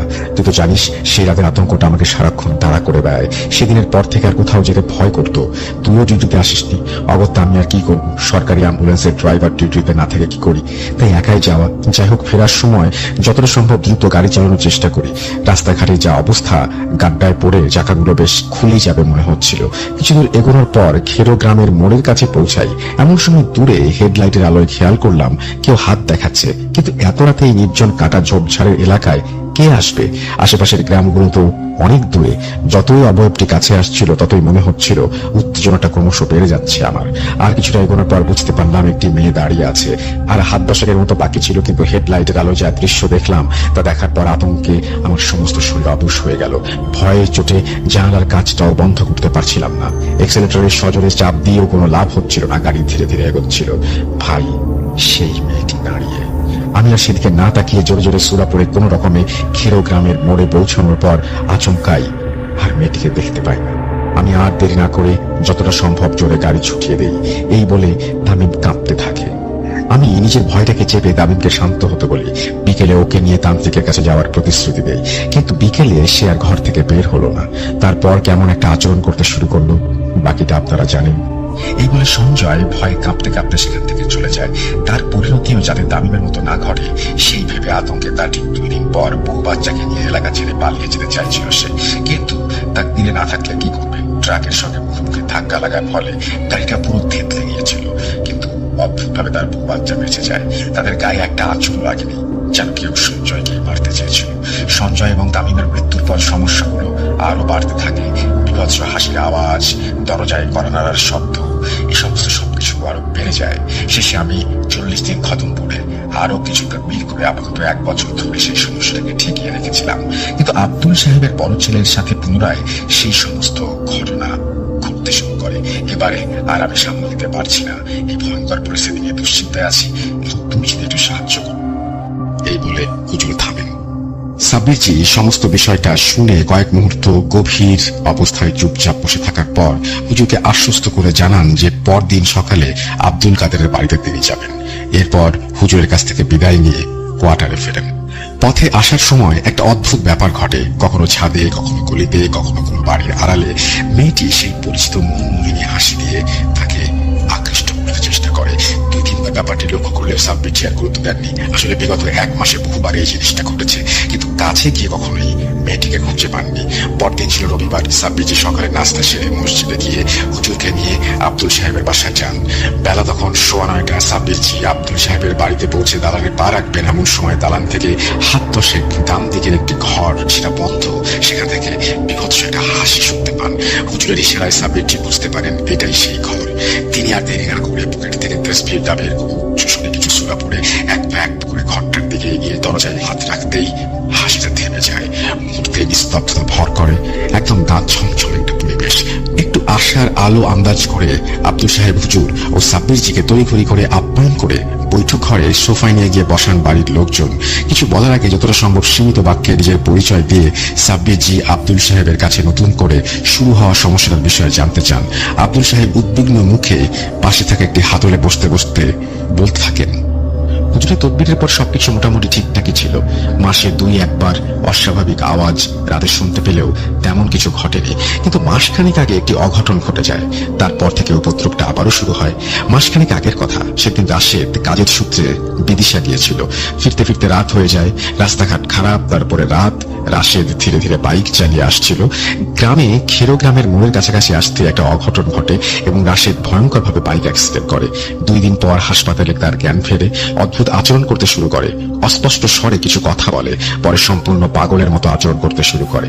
এখন নিজেকে তার চাচার ঘরে বন্দী করে রেখেছে এবং ঠিক তার চাচার মতোই অদ্ভুত রকমের আচরণ করছে। ভেবেছিলাম অ্যাক্সিডেন্টে মাথার চোট পেয়েছে, ছেলেটা আমার বোধহয় পাগল হয়ে গেছে। কিন্তু 2 বার নিজের গাল চেরার চেষ্টা করার পর হুজুরের কথা মতো প্রথমে না বাঁধলেও এখন আর হাত পা না বেঁধে রেখে পারছি না, কিন্তু কোনোভাবেই ওকে তামিমের ঘর থেকে বের করতে পারছি না। সেদিন হাসপাতালে জ্ঞান ফেরার পর অস্পষ্ট স্বরে বলছিল গ্রামের মোড়ের রাস্তায় আসার সময় রাস্তার পাশে হঠাৎ একটি প্রকাণ্ড অসত্য গাছের সামনে সাদা ধোঁয়ার মতো আস্তরণ এসে তাদের হেডলাইটের আলোর ধোঁয়া ও গাছটি ব্যতীত রাস্তাঘাট সবকিছুই কেমন যেন ঝাপসা করে দেয়, হয়তো কোনো স্বাভাবিক ধোঁয়ার কুণ্ডলী। রাশেদ তারপরে দেখে 4টি ছায়া মূর্তি। আচমকাই তার সাথে ধাক্কা লাগে, রাশেদ ছিটকে গিয়ে রাস্তার সাইডে পড়ে। তারপর আর জ্ঞান ছিল না। পরে ভোরবেলা স্থানীয় লোকেরা তাকে বাসায় নিয়ে আসে। সেদিন রাশেদের চোখের ভুল ভেবে আমরা ব্যাপারটা উড়িয়ে দিলেও বাড়িতে আসার পরে তার পাগলামিটা ক্রমশ বাড়তে শুরু করে। সারাক্ষণ অদ্ভুতভাবে হাসে। রাশেদ ধীরে ধীরে তার চাচার মতো আচরণ শুরু করে। হুজুরকে ডাকার পরও তিনি এসে চমকে ওঠেন। বিস্ময়ে বলেন যে গত বছর তিনি তার সাধ্যমতো শয়তানটাকে বন্দী করে রেখেছিলেন, কিন্তু আবার সে কি করে বাইরে আসে। হুজুর কিছুই বুঝে উঠতে না পারলে তেল পড়া পানি পড়া দিয়ে তদবির করে চলে যান এবং এও বলে যান যে এই 2 দিন রাশেদ যেন কোনোভাবেই তামিমের ঘরে না ঢোকে। 2 দিন পরে তিনি আবারও আসবেন। আমরা সারাক্ষণ রাশেদকে চোখে চোখে রাখতাম, কিন্তু একটা ভুল হয়ে যায়। যতই হোক নিজের ছেলে শিকল দিয়ে বেঁধে রাখতে কেমন মায়া হচ্ছিল, মন সায় দিচ্ছিল না, তাই নজরে রাখলেও আর বেঁধে রাখেনি। সেখানেই বিপত্তিটা ঘটে। হুজুর চলে যাওয়ার পর সেদিন সন্ধ্যায়, এমনকি পরদিন সারাবেলা কিছু হয়নি, রাতে কাণ্ডটা ঘটে। আমরা সবাই শুয়ে পড়লেও ঘুম আসেনি তখনও। এমন সময় রাশেদের ঘর থেকে বিকট হাসির শব্দ আসতে শুরু করে এবং চিৎকারের শব্দ শোনা যায়। আমি আর তার আম্মু তড়িঘড়ি করে তার ঘরের দিকে যাই। জানি দরজা বাইরে থেকে বন্ধ, তাই যাই ঘটুক ভেতরে সে আছে। কিন্তু রাশেদের ঘরের সামনে পৌঁছতে আতঙ্কে বুক ধিপ করতে থাকে। কোথায় রাশেদ? দরজা হাট করে খোলা, সে ঘরের ভেতরে নেই। হিতাহিত জ্ঞান হারিয়ে তৎক্ষণাৎ নিচে তামিমের ঘরের দিকে ছুটে যাই এবং খেয়াল করি সেখান থেকে উদ্ভট আওয়াজ ভেসে আসছে। সেখানে গিয়ে দেখি রাশেদ বিবস্ত্র হয়ে অদ্ভুতভাবে উল্টো দিকে হাত দিয়ে মেঝেতে হাঁটছে, কখনো বসছে, কখনো বিভৎস হাসি দিচ্ছে। সমগ্র মেঝেতে রক্তের ছড়াছড়ি, গাল দুটো অদ্ভুতভাবে চেরা, ঠিক যেরকম বছর খানেক আগে তামিমের হয়েছিল। সেই দৃশ্য সহ্য করতে না পেরে রাশেদের আম্মু জ্ঞান হারায়। কোন রকম সবাই মিলে তখন বাধ্য হয়ে শিকল দিয়ে তাকে বেঁধে দরজায় আটকায় এবং রাতেই হুজুরকে খবর দেয়। হুজুর সবটা শুনে হতাশ হয়ে বলেন, ওনার কথা অনুযায়ী শিকল দিয়ে বেঁধে রাখলে হয়তো এই সমস্যাটা হতো না। ফজরের আজানের পর হুজুর এসে আরো কিছু তদবির করেন, কিন্তু কোনো ফল হচ্ছিল না। দিন দিন ছেলেটা কেমন শুকিয়ে যাচ্ছিল। এই বলে আব্দুল সাহেব থামেন। সবকিছু শুনে সাব্বির জি বেশ চিন্তায় পড়ে যান। আগের দিন হুজুরের মুখেও সেই একই জায়গার নাম বেশ কয়েকবার শুনেছেন। এখন পুনরায় আবার সেই কথা আব্দুল সাহেবের মুখে শুনে সাব্বির জি একটু চিন্তিত হয়ে পড়েন। কয়েক মুহূর্ত চুপচাপ থেকে তিনি উঠে পড়েন। পকেট থেকে তসবিটা বের করে আঙুলে জড়িয়ে নিয়ে কিছু সূরা পড়তে পড়তে তামিমের ঘরের দিকে এগিয়ে যান। ইশারায় আব্দুল সাহেবকে তালা খুলতে বললে তিনি দরজাটি খুলে দেন। সাব্বির জি চৌকাঠ ডিঙাতে যাবেন, এমন সময় ঘরের অন্ধকারের ভেতর থেকে একটা আওয়াজ ভেসে ওঠে, ভেতরে আয়। হঠাৎই সাব্বির যে শরীরটা কেঁপে ওঠে, ধরফরানিটা বেড়ে যায়। তিনি পিছিয়ে আসেন। এটা কি হলো? সাব্বির জি কিছুই ঠাহর করতে পারছিলেন না। এই সব কিছুই কি কাকতালীয়, নাকি এর মধ্যে কোনো রহস্য লুকিয়ে আছে? সাব্বির জি মনে মনে বলে উঠলেন, আচ্ছা 1 মাস আগে তো বন্ধুরা মিলে জিন্দের গ্রাম দেখতে যাওয়ার সময় রিফ্রেশমেন্টের জন্য সেই জায়গাতেই দাঁড়িয়েছিলাম, গ্রামের মোড়। অদ্ভুতভাবে 1 বছর আগে তামিমও গ্রামের কাছে এসে সমস্যায় পড়েছিল, আবার রাশেদও সেই গ্রামের কাছে অ্যাক্সিডেন্ট করে। এসব কিছু কি তাহলে এক সূত্রে গাঁথা? সবটা বুঝতে না পারলেও কিছু কিছু আন্দাজ করতে পারেন তিনি। আর এসব কিছু জট শুধুমাত্র একজনই খুলতে পারে। সাব্বির তো জানতেন জিয়াউদ্দিন সাহেবকে স্মরণ করার পর তিনি এসে গেছেন। জিজ্ঞেস করতে যাচ্ছিলেন যে কি হলো, সব ঠিকঠাক আছে কিনা। সাব্বির মুহূর্তের জন্য ভেবা জায়গা খেয়ে যান, কিছু বলতে পারছিলেন না। ঠিক সেই সময় ভেতর থেকে আবারও হাসির আওয়াজ শোনা যায় এবং একটি কণ্ঠস্বর বলে ওঠে, এখানে এসে নাকি সাব্বিরজির কোনো লাভ নেই। সাব্বিরজি মন্ত্রমুগ্ধের মতো সেদিকে এগিয়ে যায়। মন মোহিনী হাসিতে পরিচিত মুখটি কয়েক মুহূর্ত তার দিকে তাকিয়ে আড়াল হয়ে যায়। সাব্বিরজি আর দেরি না করে সঙ্গে সঙ্গে দরজাটি বন্ধ করে হুজুরকে বিশেষ একটি সূরা পড়ে ঘরের চারপাশে 4টি পেরেক পুঁতে ঘরটিকে বন্ধ করে দিতে বলেন এবং আগামীকাল আবার আসবেন বলে জানান। প্রত্যুত্তরে অপেক্ষা না করে তড়িঘড়ি করে আব্দুল সাহেবের বাসা থেকে তিনি বেরিয়ে যান। মনের মধ্যে ঘুরপাক খাচ্ছিল এসব কি হচ্ছে, জিন্দের গ্রামের সেই মেয়েটির সঙ্গে এখানকার ঘটনার সম্পর্ক কি। এমনিতে মেয়েটিকে 1 মাস ধরে এদিক ওদিক দেখেছেন, কিন্তু এরকম কোনো কিছু তিনি আন্দাজ করতে পারেননি। এটা কি ঘটলো? জিয়াউদ্দিন সাহেবকে আজই ডাকতে হবে, কিন্তু মেয়েটির প্রসঙ্গে তার সঙ্গে কথা বলা যাবে না। সেই মতো কোয়ার্টারে ফিরে জিয়াউদ্দিন সাহেবকে স্মরণ করলেন। ঘড়িতে তখন 8টা বাজে। ঘরে প্রবেশ করার সময় জিয়াউদ্দিন সাহেব বিস্ময়ে বাইরে তাকালেন, যেন মনে হলো কাউকে দেখছেন। সাব্বিরজি এতদিন পর তাকে দেখে সালাম জানিয়ে ঘরে থাকা একটা চেয়ারে বসতে অনুরোধ করেন। জিয়া সাহেব প্রত্যুত্তরে সালামের উত্তর দিয়ে গম্ভীর স্বরে বলেন, কেমন আছো সাব্বির? সবকিছু ঠিক আছে তো? ঘরে ঢোকার সময় বাইরে দেখলাম দেয়ালের আড়াল থেকে এক অপরূপ মেয়েরূপী মায়াবিনী তোমার ঘরের দিকে উঁকি দিচ্ছে। ওটা যে কোনো মেয়ে নয়, মায়া, সেটা নিশ্চয়ই তুমি জানো। কি ব্যাপার, কিছু ঘটেছে? সাব্বিরজি হাঁ করে হতভম্বের মতো তার কথা শুনছিলেন। জিয়াউদ্দিন সাহেবের কথায় ঘাবড়ে গিয়ে একটু নিজেকে সামলে বললেন, জানি না তো, তেমন কিছু তো ঘটেনি। স্থানীয় একজন পরহেজগার ব্যক্তির বাড়িতে কিছু সমস্যা হয়েছে, সেই সংক্রান্ত বিষয়ে আপনাকে ডাকা। এই বলে নীরব একটি ঢোক গিলে ফেললেন। সেই প্রথম এবং সেই শেষ জিয়াউদ্দিন সাহেবের কোনো মিথ্যা বলা। মিথ্যে বলার অনুশোচনা এবং লজ্জা ক্রমশ জড়িয়ে ধরছিল তাকে। আসলে কি আর করবেন, কি করেই বা বলবেন যে বিগত 1 মাস ধরে এক মায়াবিনী মোহিনী রূপী মেয়ের অপরূপ রূপ তাকে তাড়িয়ে নিয়ে বেড়াচ্ছে। সাব্বিরজির কথা শুনে জিয়াউদ্দিন সাহেব গম্ভীর স্বরে শব্দ করে ওনার কাছ থেকে সমস্যাটার সমস্ত বিষয় জানতে চান এবং কিছুক্ষণের জন্য বিদায় নিয়ে নেন। রাত তখন বেশ খানিকটা হয়েছে, খুব মোটেও আসছিল না সাব্বিরজি। আব্দুল সাহেবের পরিবারের সমস্যা তাকে অনেক বেশি ভাবাচ্ছে। কে সেই মেয়েটি, কেন তাকে দেখলো, এসবের সাথে সম্পর্ক কি, এসব কিছু চিন্তা তাকে ঘুমোতে দিচ্ছে না। ঘরের মধ্যে হঠাৎই তিনি লক্ষ্য করেন সেই আশ্চর্য কারুকার্য খচিত দরজা বিকট শব্দে খুলে গেল এবং অন্ধকারের বুক চিরে ভেতর থেকে তীব্র আলোক রশ্মি ছিটকে বেরিয়ে আসছিল। প্রায় তাকানোই যাচ্ছিল না সেদিকে। তারপরেও কোনো রকমের সেদিকে তাকালেন তিনি। সাব্বিরজি দেখলেন অপরূপ কারুকার্য করা বোতল চৌকাঠের উপরে রাখা। তিনি মন্ত্রমুগ্ধের মতো সেদিকে এগিয়ে যাচ্ছিলেন। ঠিক সেই সময় একটি গম্ভীর কণ্ঠস্বর তার ঘোরটা কাটিয়ে দেয়। চোখ খুলে দেখেন সকাল হয়ে গেছে। জিয়াউদ্দিন সাহেব পাশে দাঁড়িয়ে, তার মানে তিনি স্বপ্ন দেখছিলেন এবং রাতে চেয়ারে বসেই ঘুমিয়ে পড়েছেন। জিয়াউদ্দিন সাহেবকে সালাম জানিয়ে বসতে অনুরোধ করে তিনি ফ্রেশ হতে গেলেন। ফ্রেশ হয়ে এসে জিয়াউদ্দিন সাহেব কিছু বলতে যাবেন, তার আগে ওনার মনটা কেমন যেন ভয়ে লজ্জায় সংকুচিত হয়ে গেল। দেখেন জিয়াউদ্দিন সাহেবের চোখে মুখে রাগ এবং হতাশার ছাপ স্পষ্ট ফুটে উঠেছে। তার মানে কি তিনি সবকিছু জেনে গেছেন? সাব্বিরজিকে জিজ্ঞেস করবেন তার আগে দীর্ঘ কণ্ঠস্বরে বলতে শুরু করেন, দেখো সাব্বির, জানি তোমার বয়সটা অল্প আর তুমিও রক্ত মাংসে করা মানুষ, কিন্তু তুমি তো জানো কোনটা মিথ্যা কোনটা সত্যি। তোমাকে জিন্দের গ্রামে প্রবেশ করতে নিষেধ করা হয়েছিল। জেনে রেখো, অহংকার কিন্তু পতনের মূল। তুমি যে অহংকারের বশে ওখানে গিয়েছিলে তার খেসারত আজকে সবাই গুনছে। অতীতে একজন পীর সাহেব যে নিয়ম করে সেই জায়গা সীমানা টেনে দিয়ে গেছিল, ওখানে কেউ যেন যেতে না পারে তার বিধান করে গিয়েছিল। তুমি সেই নিয়ম ভেঙে ভেতরে প্রবেশ করেছো এবং সেই সুবাদে সেখান থেকে 4টা খারাপ জিন চুপিসারে বেরিয়ে আসে এবং তুমি যার মোহে পড়ে ভেতরে গিয়েছিলে সে আসলে জিন্দের গ্রামের সর্দারের মেয়ে। তোমার ধৃষ্টতা সীমা ছাড়িয়ে গেছে সাব্বির। তুমি বিগত 1 মাস ধরে যাকে তোমার চারপাশে দেখছো সে কিন্তু মেয়ে নয়। যে শয়তান জিনগুলো ওখান থেকে পালিয়ে এসেছিল তারাই মেয়েটির রূপ ধরে তোমাকে বিরক্ত করছে, তোমার সাথে খেলে বেড়াচ্ছে। তুমি তো জানো শয়তান জিনদের কাজ একটাই, মানুষের ক্ষতি করা, মানুষকে বিভ্রান্ত করা। সুতরাং সেই মেয়ে কখনোই তোমার সাথে দেখা করেনি, ভবিষ্যতে করবে না। সাব্বির নিজের ভুল বুঝতে পেরে লজ্জায় অনুশোচনায় মাথা নিচু করে চুপচাপ বসে থাকেন। কয়েক মুহূর্ত পর স্বপ্নের কথা বলতেই জিয়াউদ্দিন সাহেব পুনরায় বলতে শুরু করলেন, তুমি যা ভুল করেছো তার ক্ষমা তোমার নিজেকেই চাইতে হবে। এখানে আমি কোন রকম সাহায্য করতে পারবো না। স্বপ্নে তুমি যা দেখেছো তা ঠিকই দেখেছো। তোমাকে এখন সেই জিন্দের গ্রামে যেতে হবে। তোমাকে এখন তাদের কাছে ক্ষমা চাইতে হবে। তারপর ওখান থেকে 4টি বোতল নিয়ে আসতে হবে এবং এই 4টি শয়তান জিনকে বন্দী করতে হবে। তারপর পুনরায় বোতলগুলিকে দরজার চৌকাঠে ছেড়ে দিয়ে আসতে হবে।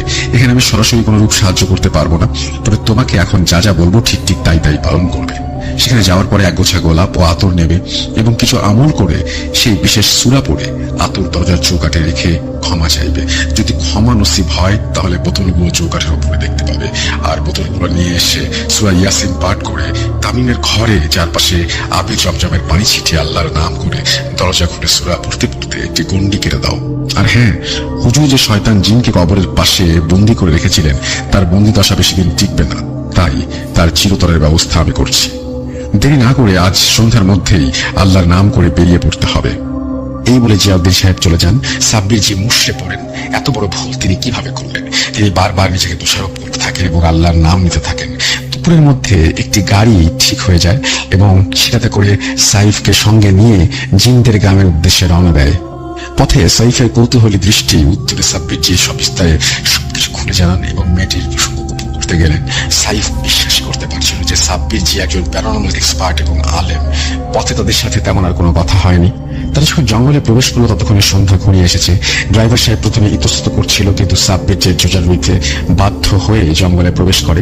নির্দিষ্ট স্থানে সেই ভাঙা গড় বা মহলের সামনে পৌঁছে সাব্বির জি সাইফ ও ড্রাইভারকে দৃঢ়ভাবে জানান, যাই কিছু হয়ে যাক না কেন গাড়ি থেকে তারা যেন না নামে। গাড়ির হেডলাইটের আলো যেদিকে পড়ছিল তার আশেপাশের এলাকা পরিষ্কার দেখা যাচ্ছিল। গাড়ির হেডলাইটের আলো সেদিকে না পড়লে আশেপাশের এলাকাটা এভাবে বোঝা যেত না। আরো একটু কাছে গিয়ে জিয়াউদ্দিন সাহেবের কথা মতো অদৃশ্য সেলাম জানিয়ে তার শেখানো বিশেষ সূরাটি পড়ে ধীরে ধীরে এক পা করে দরজার দিকে এগিয়ে গেলেন। চৌকাঠের সামনে চুপচাপ মাথা নত করে ক্ষমা পাওয়ার আশায় দাঁড়িয়ে থাকেন।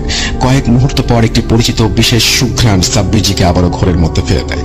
কান ঘেঁষে আবারও যেন মেয়েটি অপূর্ব হাসির কলরব তুলে ছুটে যায়, যা তার মনকে প্রভাবিত করতে চাইছিল। হঠাৎ করে হুশটা ফিরে আসে, আকাশ বাতাস কাঁপিয়ে দরজাটি খুলে যায়। দরজা খোলা মাত্র এক তীব্র আলোর ছটা অন্ধকারের বুক চিরে বেরিয়ে আসে। আলোর তীব্রতা এতই ছিল যে সাব্বিরজির চোখ ধার দিয়ে যায়।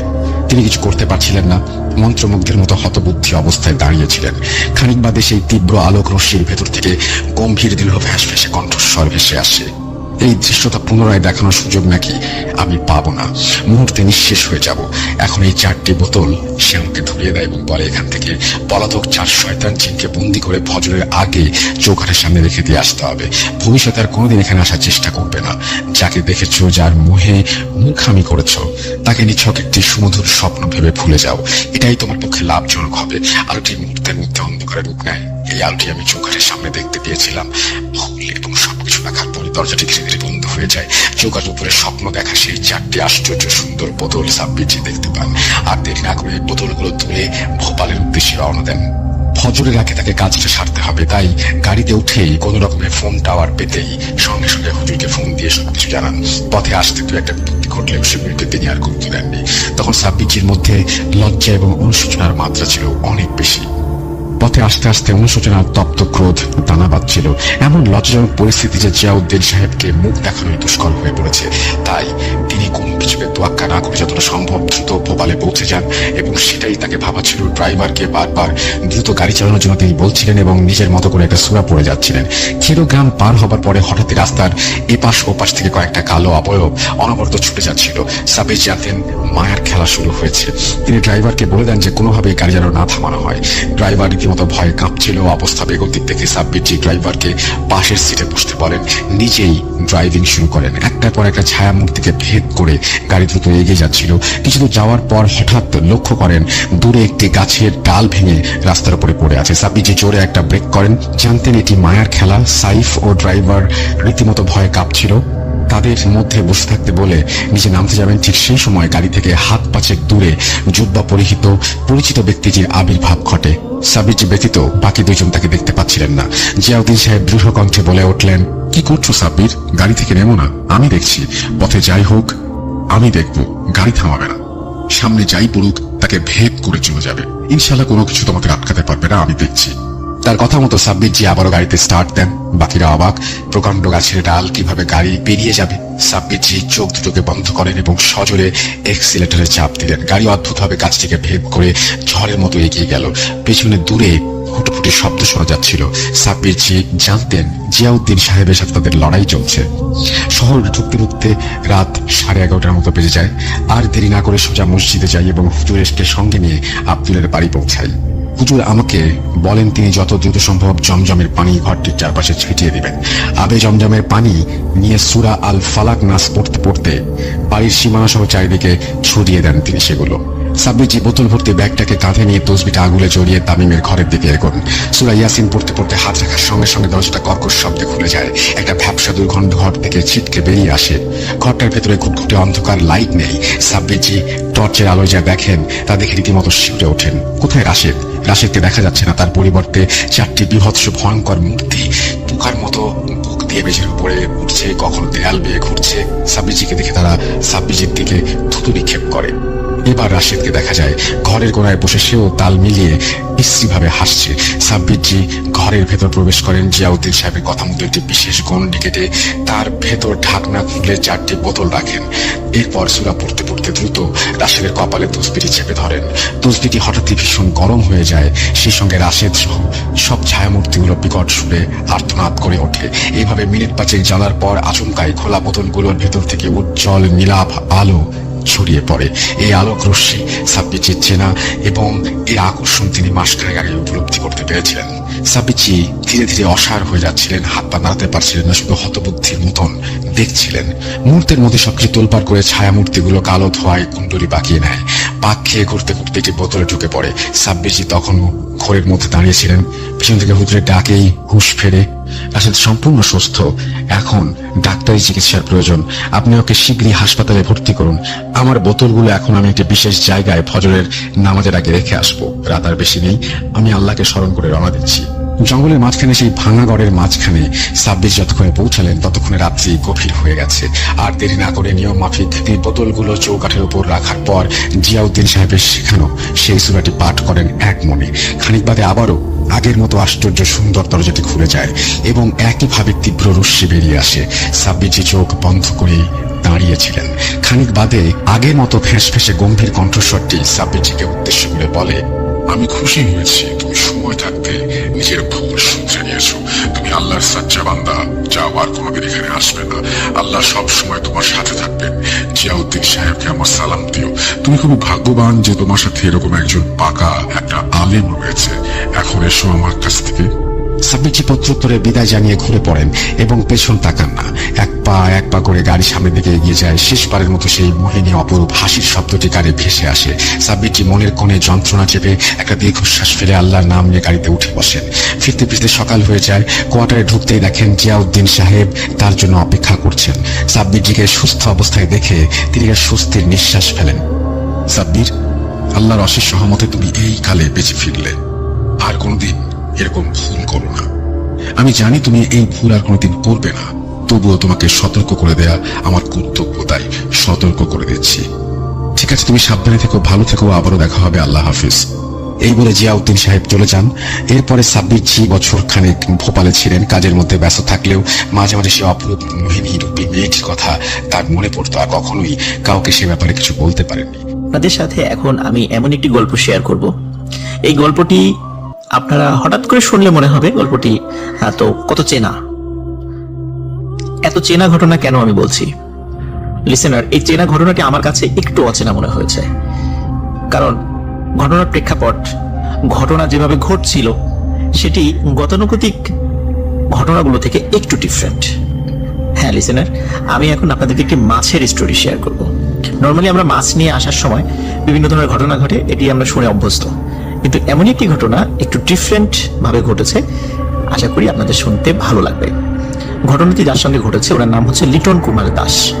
উনি রাজবাড়ী জেলার বিনোদপুর এলাকায় একটি কলোনি রয়েছে, আমরা সাধারণত সেটাকে আমরা সুইপার কলোনি বলি।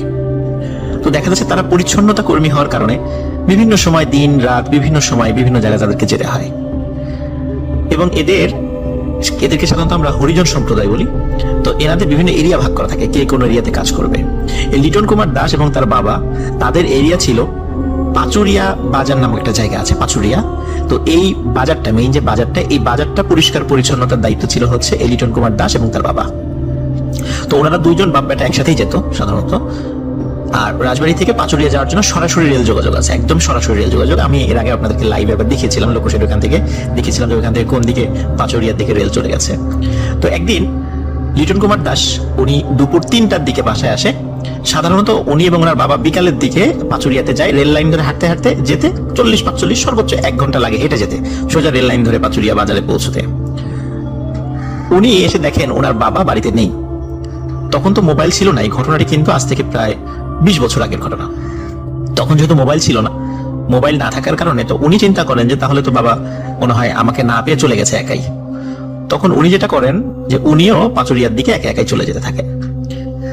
আর ওনাদের পরিষ্কার পরিচ্ছন্নতার জন্য ওনাদের নিজস্ব কিছু জিনিস থাকে, যেমন একটি কোদাল থাকে, একটি ঝুড়ি থাকে, একটি বালতি থাকে, এটি প্রত্যেকের কাছেই থাকে। তো তেমনি এই সমস্ত 3টা এলিমেন্ট নিয়ে উনি যাত্রা শুরু করেন পাচুরিয়ার দিকে রেল লাইন ধরে হাঁটতে হাঁটতে। আসলে ব্যাপারটা ছিল হচ্ছে ওনার বাবা একটি কাজে আটকে গেছিলেন, এই জন্য উনি আসতে পারেন নাই বাসায়। তো উনি যেহেতু আসতে পারেন নাই, ওনার মাও কিছু বলতে পারেন নাই, উনিও বুঝতে পারেন নাই যে বাবা আসলে কোথায় গেছে। তো উনি মনে করছেন হয়তো ওদিক দিয়ে চলে গেছে। তো এই কারণে উনি বাবা চলে গেছেন মনে করে উনি পাচুরিয়া চলে যান। কিন্তু তার বাবা ঘন্টাখানেক পরে বাড়িতে ফিরে আসে। পরে বাড়িতে সে শোনে যে লিটন সে চলে গেছে আর কি পাচুরিয়ার দিকে। তখন সে চিন্তা করে যে আজকে তো অনেক কাজের মধ্যে ছিলাম, যেহেতু লিটন গেছে আজকে আর আমি ওখানে যাব না। তো লিটন দা উনি সেখানে চলে যান। সেখানে চলে যাওয়ার পরে বাজার পরিষ্কার পরিচ্ছন্ন করেন। যেহেতু ওই দিন উনি একা ছিলেন, ওনার বাবা ছিলেন সাথে, এই জন্য সময়টা অন্য দিন থেকে বেশি লেগে যায়। বেশি লেগে যাওয়ার কারণে যেটা হয় সেটা হচ্ছে যে সন্ধ্যার পরও ওনার কাজ শেষ হয়নি। সন্ধ্যারও বেশ খানিকক্ষণ ওনাকে কাজ করতে হয় সন্ধ্যার পর, তারপর ওনার কাজ শেষ হয়। এবং ওনাদের পেমেন্টটা ছিল ডেইলি বেসিসে, মানে প্রতিদিন হাজিরা হওয়ার পর প্রতিদিনের টাকা প্রতিদিনই দিয়ে দিত বাজার কমিটি। তো যেহেতু ওই দিন উনি একা কাজ করেছে, একা 2 জনের কাজ করেছে, এই জন্য দেখা যাচ্ছে যে আর একজনের কাজের অর্ধেক বেতনটাও তাকে দেওয়া হয়। মানে ওনার বলতে পারেন যে 2 জন কাজ করলে যেটা, তার একজনের অর্ধেক টাকা মানে 1.5 গুণ সে টাকাটা তাকে দেওয়া হয়। তো উনি এই চিন্তা করেন যেহেতু আজকে একা কাজ করলাম, তো বাজার যখন ওইখান থেকে কাজ করতে করতে যখন মাছ বাজারের দিকে যান, উনি খেয়াল করেন যে ওই দিন বেশ ভালো ইলিশ মাছ উঠেছিল।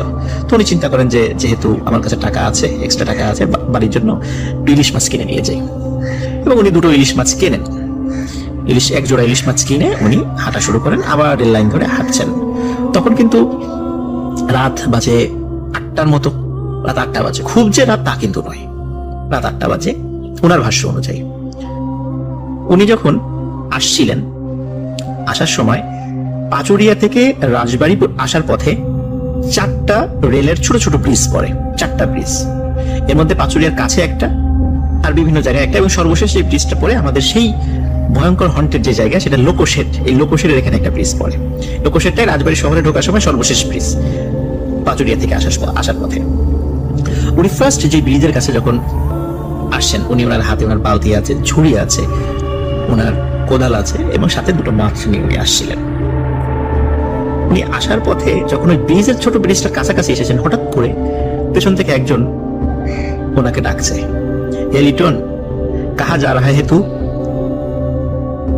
এটা শুনে উনি ঠিক এইভাবে ডেকেছে হিন্দি ভাষায়।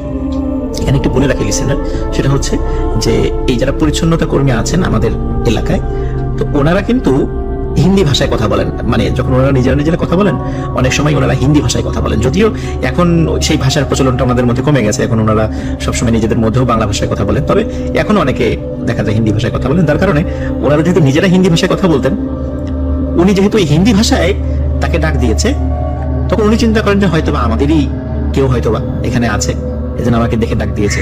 তখন তো উনি অনেক ছোট ছিলেন। অনেক ছোট বলতে তখন তার বয়স 15-16 বছর ছিল, খুব বেশি ছোট না, 15-16 বছর ছিল আর কি। তখন উনি পেছন দিকে তাকান, তাকিয়ে দেখে যে কেউ নেই। তখন উনি ফার্স্টের দিকে মনে করেন যে কেউ মনে হয় তার সাথে মশকরা করছে। এটা চিন্তা করে তো উনি আবার ওই ব্রিজটা পার হয়ে, ব্রিজটা রেলের স্লিপার থাকে, তো একটা স্লিপারের উপর পা, একটা স্লিপারের উপর পা, এইভাবে দিয়ে ব্রিজ পার হয়ে গেছেন। উনি পার হওয়ার পরে আবার হাঁটা শুরু করেছেন।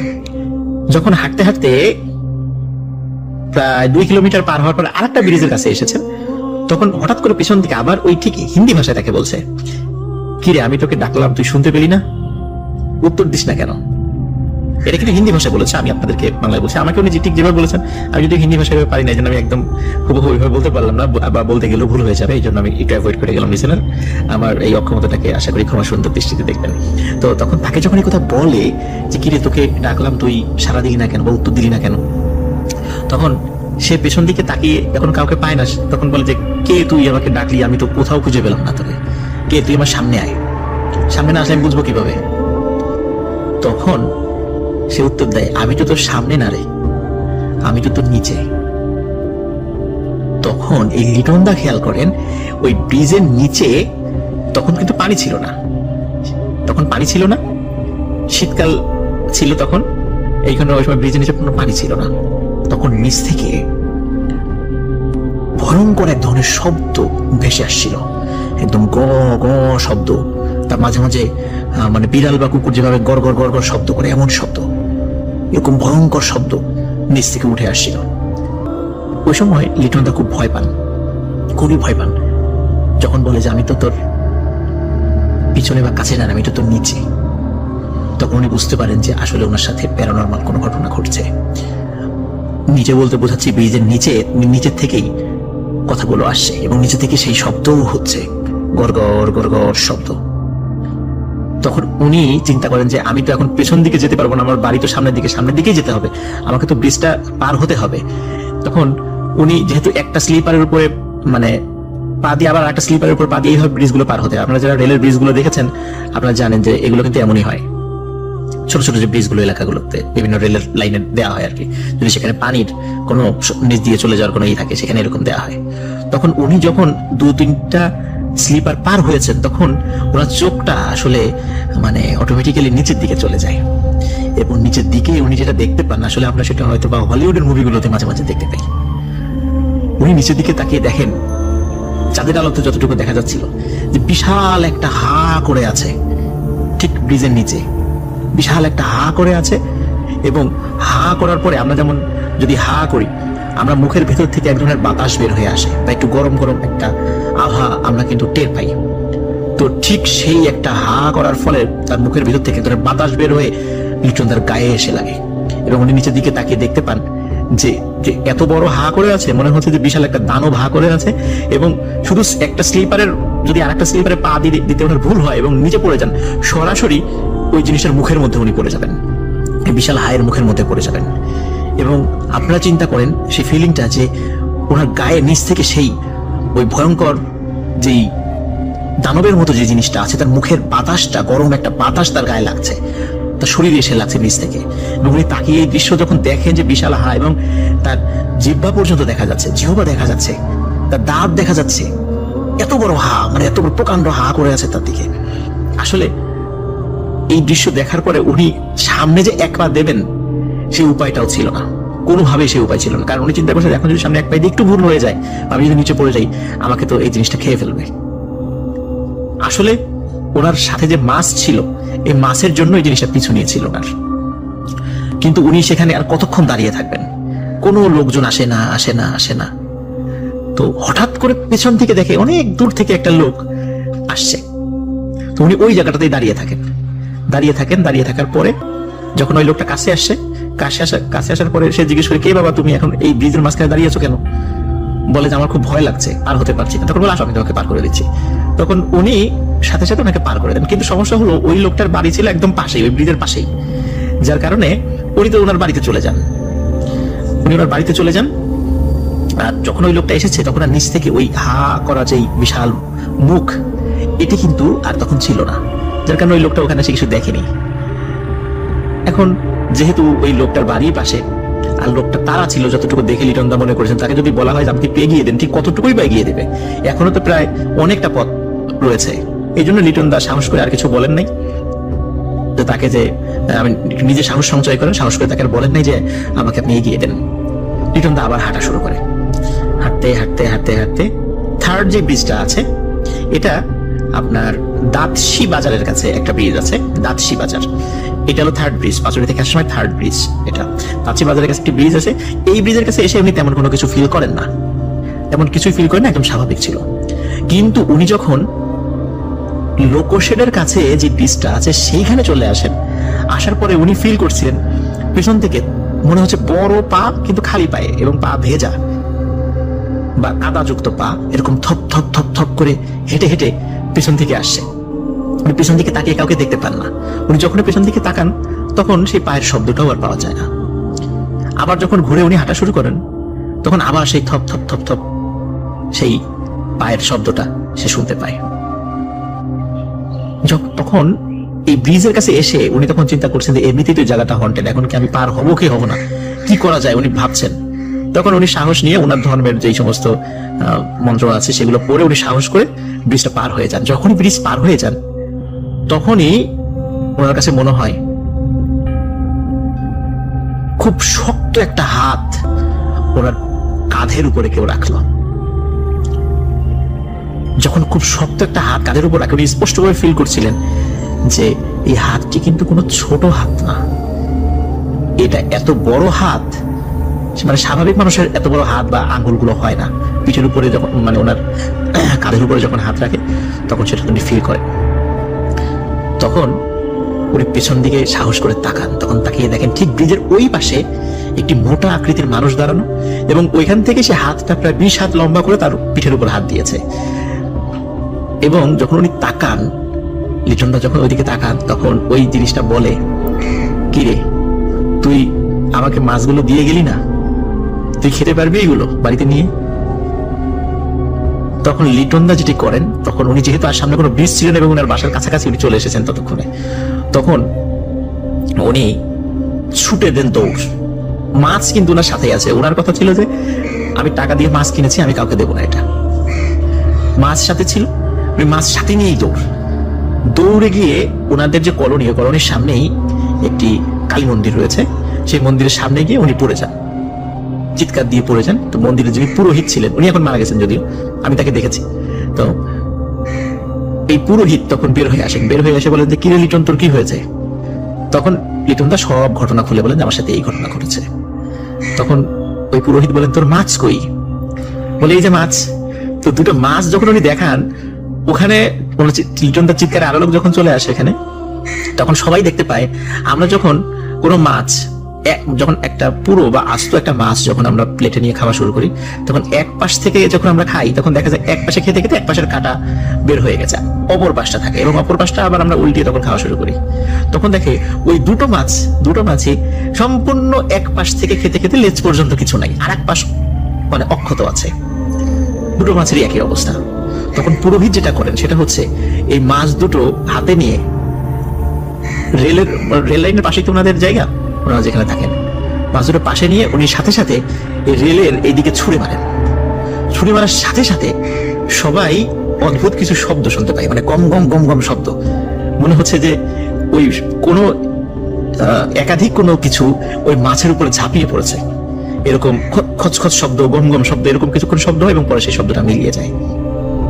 তখন সবাই সেই শব্দটা শুনতে পায় যে কোনো একটা জিনিস দেখা যাচ্ছে না, কিন্তু মনে হচ্ছে যে ওখানে কিছু আছে, কারণ চাঁদের আলোতে সেখানে মানে কোনো কিছু দেখা না গেলেও কোনো কিছুর উপস্থিতি সেখানে টের পাওয়া যাচ্ছে, এরকম শব্দ হচ্ছিল। তো তারপরে লিটনদা এই ঘটনায় খুব ভয় পান। ভয় পাওয়ার পরে ওনাকে ওই যে পুরোহিত, ওনাদের যে পুরোহিত আছেন, তিনি তাকে তাদের যে ধর্মীয় রিচুয়াল আছে সেই অনুযায়ী তাকে একটু ট্রিটমেন্ট করার চেষ্টা করেন, এবং স্বাভাবিকভাবেই ওনার কয়েকদিন জ্বর ছিল এবং সুস্থ হয়েছেন। লিসেনার, মাছের ঘটনা আমরা অনেকেই বিভিন্ন সময় শুনেছি, আমিও বলেছি বিভিন্ন সময়, কিন্তু এই যে মানে পেছন থেকে ডাকা, এটাও স্বাভাবিক। কিন্তু ব্রিজের নিচে এই যে হা করে আছে, এবং সেই মানে এমন ভাবে হা করে আছে যে সেই হার মুখের মধ্যে একটা গরম বাতাস এসে তার গায়ে লাগছে। আপনারা একবার ফিল করুন জিনিসটা। তার দীর্ঘ চলার পথে 4টা রেলওয়ে ব্রিজের, একটা ব্রিজ ছাড়া 3টা ব্রিজের এখানে এসে ঠিক এই ব্রিজের কাছে এসেই তার এই সমস্যাগুলো ঘটলো। লিসেনার, লিটনদার আরো অসংখ্য স্টোরি রয়েছে, উনি আমার সঙ্গে শেয়ার করেছেন। আমি খুব তাড়াতাড়ি আরো ওনার স্টোরি নিয়ে আপনাদের সামনে হাজির হবো। আশা করি স্টোরিটা শুনুন।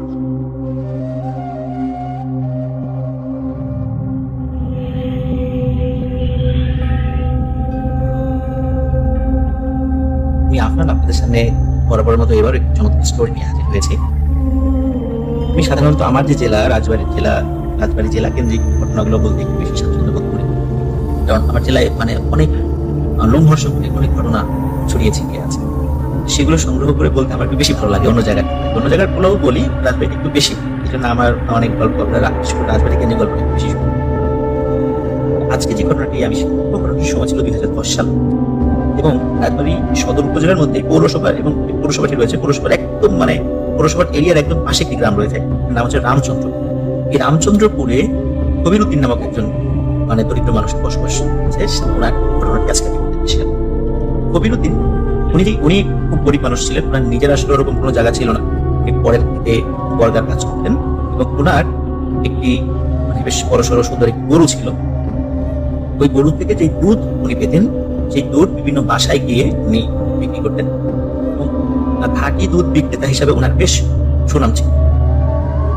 উনি সাধারণত সকালে যে কাজটি করতেন, সকালে উনি মাঠে গরুটা বেঁধে দিতেন এবং সন্ধ্যা রাখতে উনি গরুটি নিয়ে আসতেন। এটি ওনার প্রতিদিনের কাজ ছিল। আর মধ্যবর্তী সময়ে উনি বিভিন্ন কারো ক্ষেতে বর্গা চাষী হিসাবে কাজ করতেন। একদিন উনি সকালে মানে গরুটি বাঁধলেন, বাঁধার পর উনি দুপুরের মধ্যে কাজ শেষ করে ওনার রাজবাড়ি বাজারে একটু কাজ ছিল। ওই কাজ হঠাৎ করে কাজ পড়ে যায়, যার কারণে ওনার বাসা থেকে আর কি উনি বলে যান যে ওনার ছেলে যে ছিল তাকে বলেছেন বা ওনার স্ত্রীকে বলে যেতে পারেন যে উনি বাজারে যাচ্ছে, যদি একটু দেরি হয় ওনার ছেলে যেন মাঠ থেকে গরুটি নিয়ে আসে। এখন উনি বাজারে যখন যান ওই সময় বেশ কিছু কারণে ওনার অনেক দেরি হয়ে যায়। আর ওনার তো মোবাইল ছিল না, মোবাইল ফোন না থাকার কারণে নিজের মোবাইল নাই, বাসায় কারো মোবাইল ফোন নাই, যার কারণে ফোন করে বলতেও পারছেন না যে আসতে দেরি হবে। ওনার ছেলেকে যে বলবেন যে গরুটি যেন সে মাঠ থেকে নিয়ে আসে উনি বলতে পারছেন। এদিকে ওনার যে ছেলে সে চিন্তা করছে যে প্রতিদিন তো বাবা নিয়ে আসে, তো সেও নিয়ে আসবে। আর ওনার ছেলেও ওই দিন একটু পাশের একটি গ্রামে ক্রিকেট খেলতে যায়। ক্রিকেট খেলতে গেলে ওই দিনও তার ক্লাস শেষ করে মানে বন্ধুদের সাথে একটু আড্ডা দিতে বাড়িতে ফিরতে একটু বেশ দেরি হয়েছে। এখন যেহেতু উনি বিরুদ্ধে কাউকে বলেও যান নাই দেরি হবে, এদিকে ওনার ছেলেও বাড়িতে নাই, এখন ওনার স্ত্রী গরুটাকে আনতে যাবে এই সাহসও পাচ্ছিলেন যে বাসায় তারা যদি আবার বাসা ফাঁকা করে যাব, তারা যদি আবার গরুটা নিয়ে আসে, এই জন্য উনি স্বামী এবং সন্তানের অপেক্ষা করছেন। এদিকে বাজারে বেশ কিছু ওনার কাজের সাথে সাথে রাত প্রায় 12:30 কিন্তু রাত 9টা 9:30 মধ্যে ওনার ছেলে আবার বাড়িতে চলে আসে। বাড়িতে চলে আসার পরে কবিরউদ্দিনের স্ত্রী তার ছেলেকে বলছে যে তোমার বাবা তো এখন আসেনি, ওদিকে মাকেও তো গরুটা আনা হয়নি। তখন ওনার ছেলে বলছিলেন যে বাবা তো হয়তো এখনই চলে আসতে পারে, একটু দেখি যদি দেরি হয় তাহলে আমি গরুটি নিয়ে আসবো। তখন এর মধ্যে কি হয়, যখন কবিরউদ্দিনের আসতে অনেক দেরি হচ্ছিল তখন রাত 10:30টার দিকে কবিরউদ্দিনের ছেলে সে গরুটি মাঠে আনতে যায়। অদ্ভুত ব্যাপার হলো সে এই গরুটি মাঠে আনতে আসা যাওয়া আসলে কখনো 30 মিনিটসের উপরে লাগার কথা না, কিন্তু ঘন্টার পর ঘন্টা পার হয়ে যাচ্ছে, কবিরউদ্দিনের ছেলে গরু নিয়ে বাসায় যাচ্ছে। এদিকে কবিরউদ্দিন রাত প্রায় 12:30টার দিকে যখন বাসায় এসে এই ঘটনা শোনে যে তার ছেলেও গরু আনতে গিয়েছে অনেকক্ষণ আগে, প্রায় 2-3 ঘন্টা আগে গিয়েছে, 2 ঘন্টা আগে গিয়েছে, এখনো ফিরছে না। তখন কবিরউদ্দিন চিন্তা করে কি ব্যাপার, কি হলো, কোনো দুর্ঘটনা ঘটলো।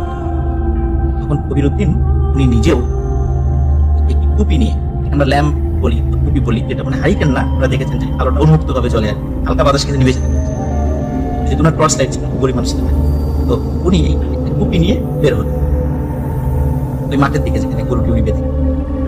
যখন মাঠে যাওয়ার পরে উনি কোথাও গরু দেখতে পান,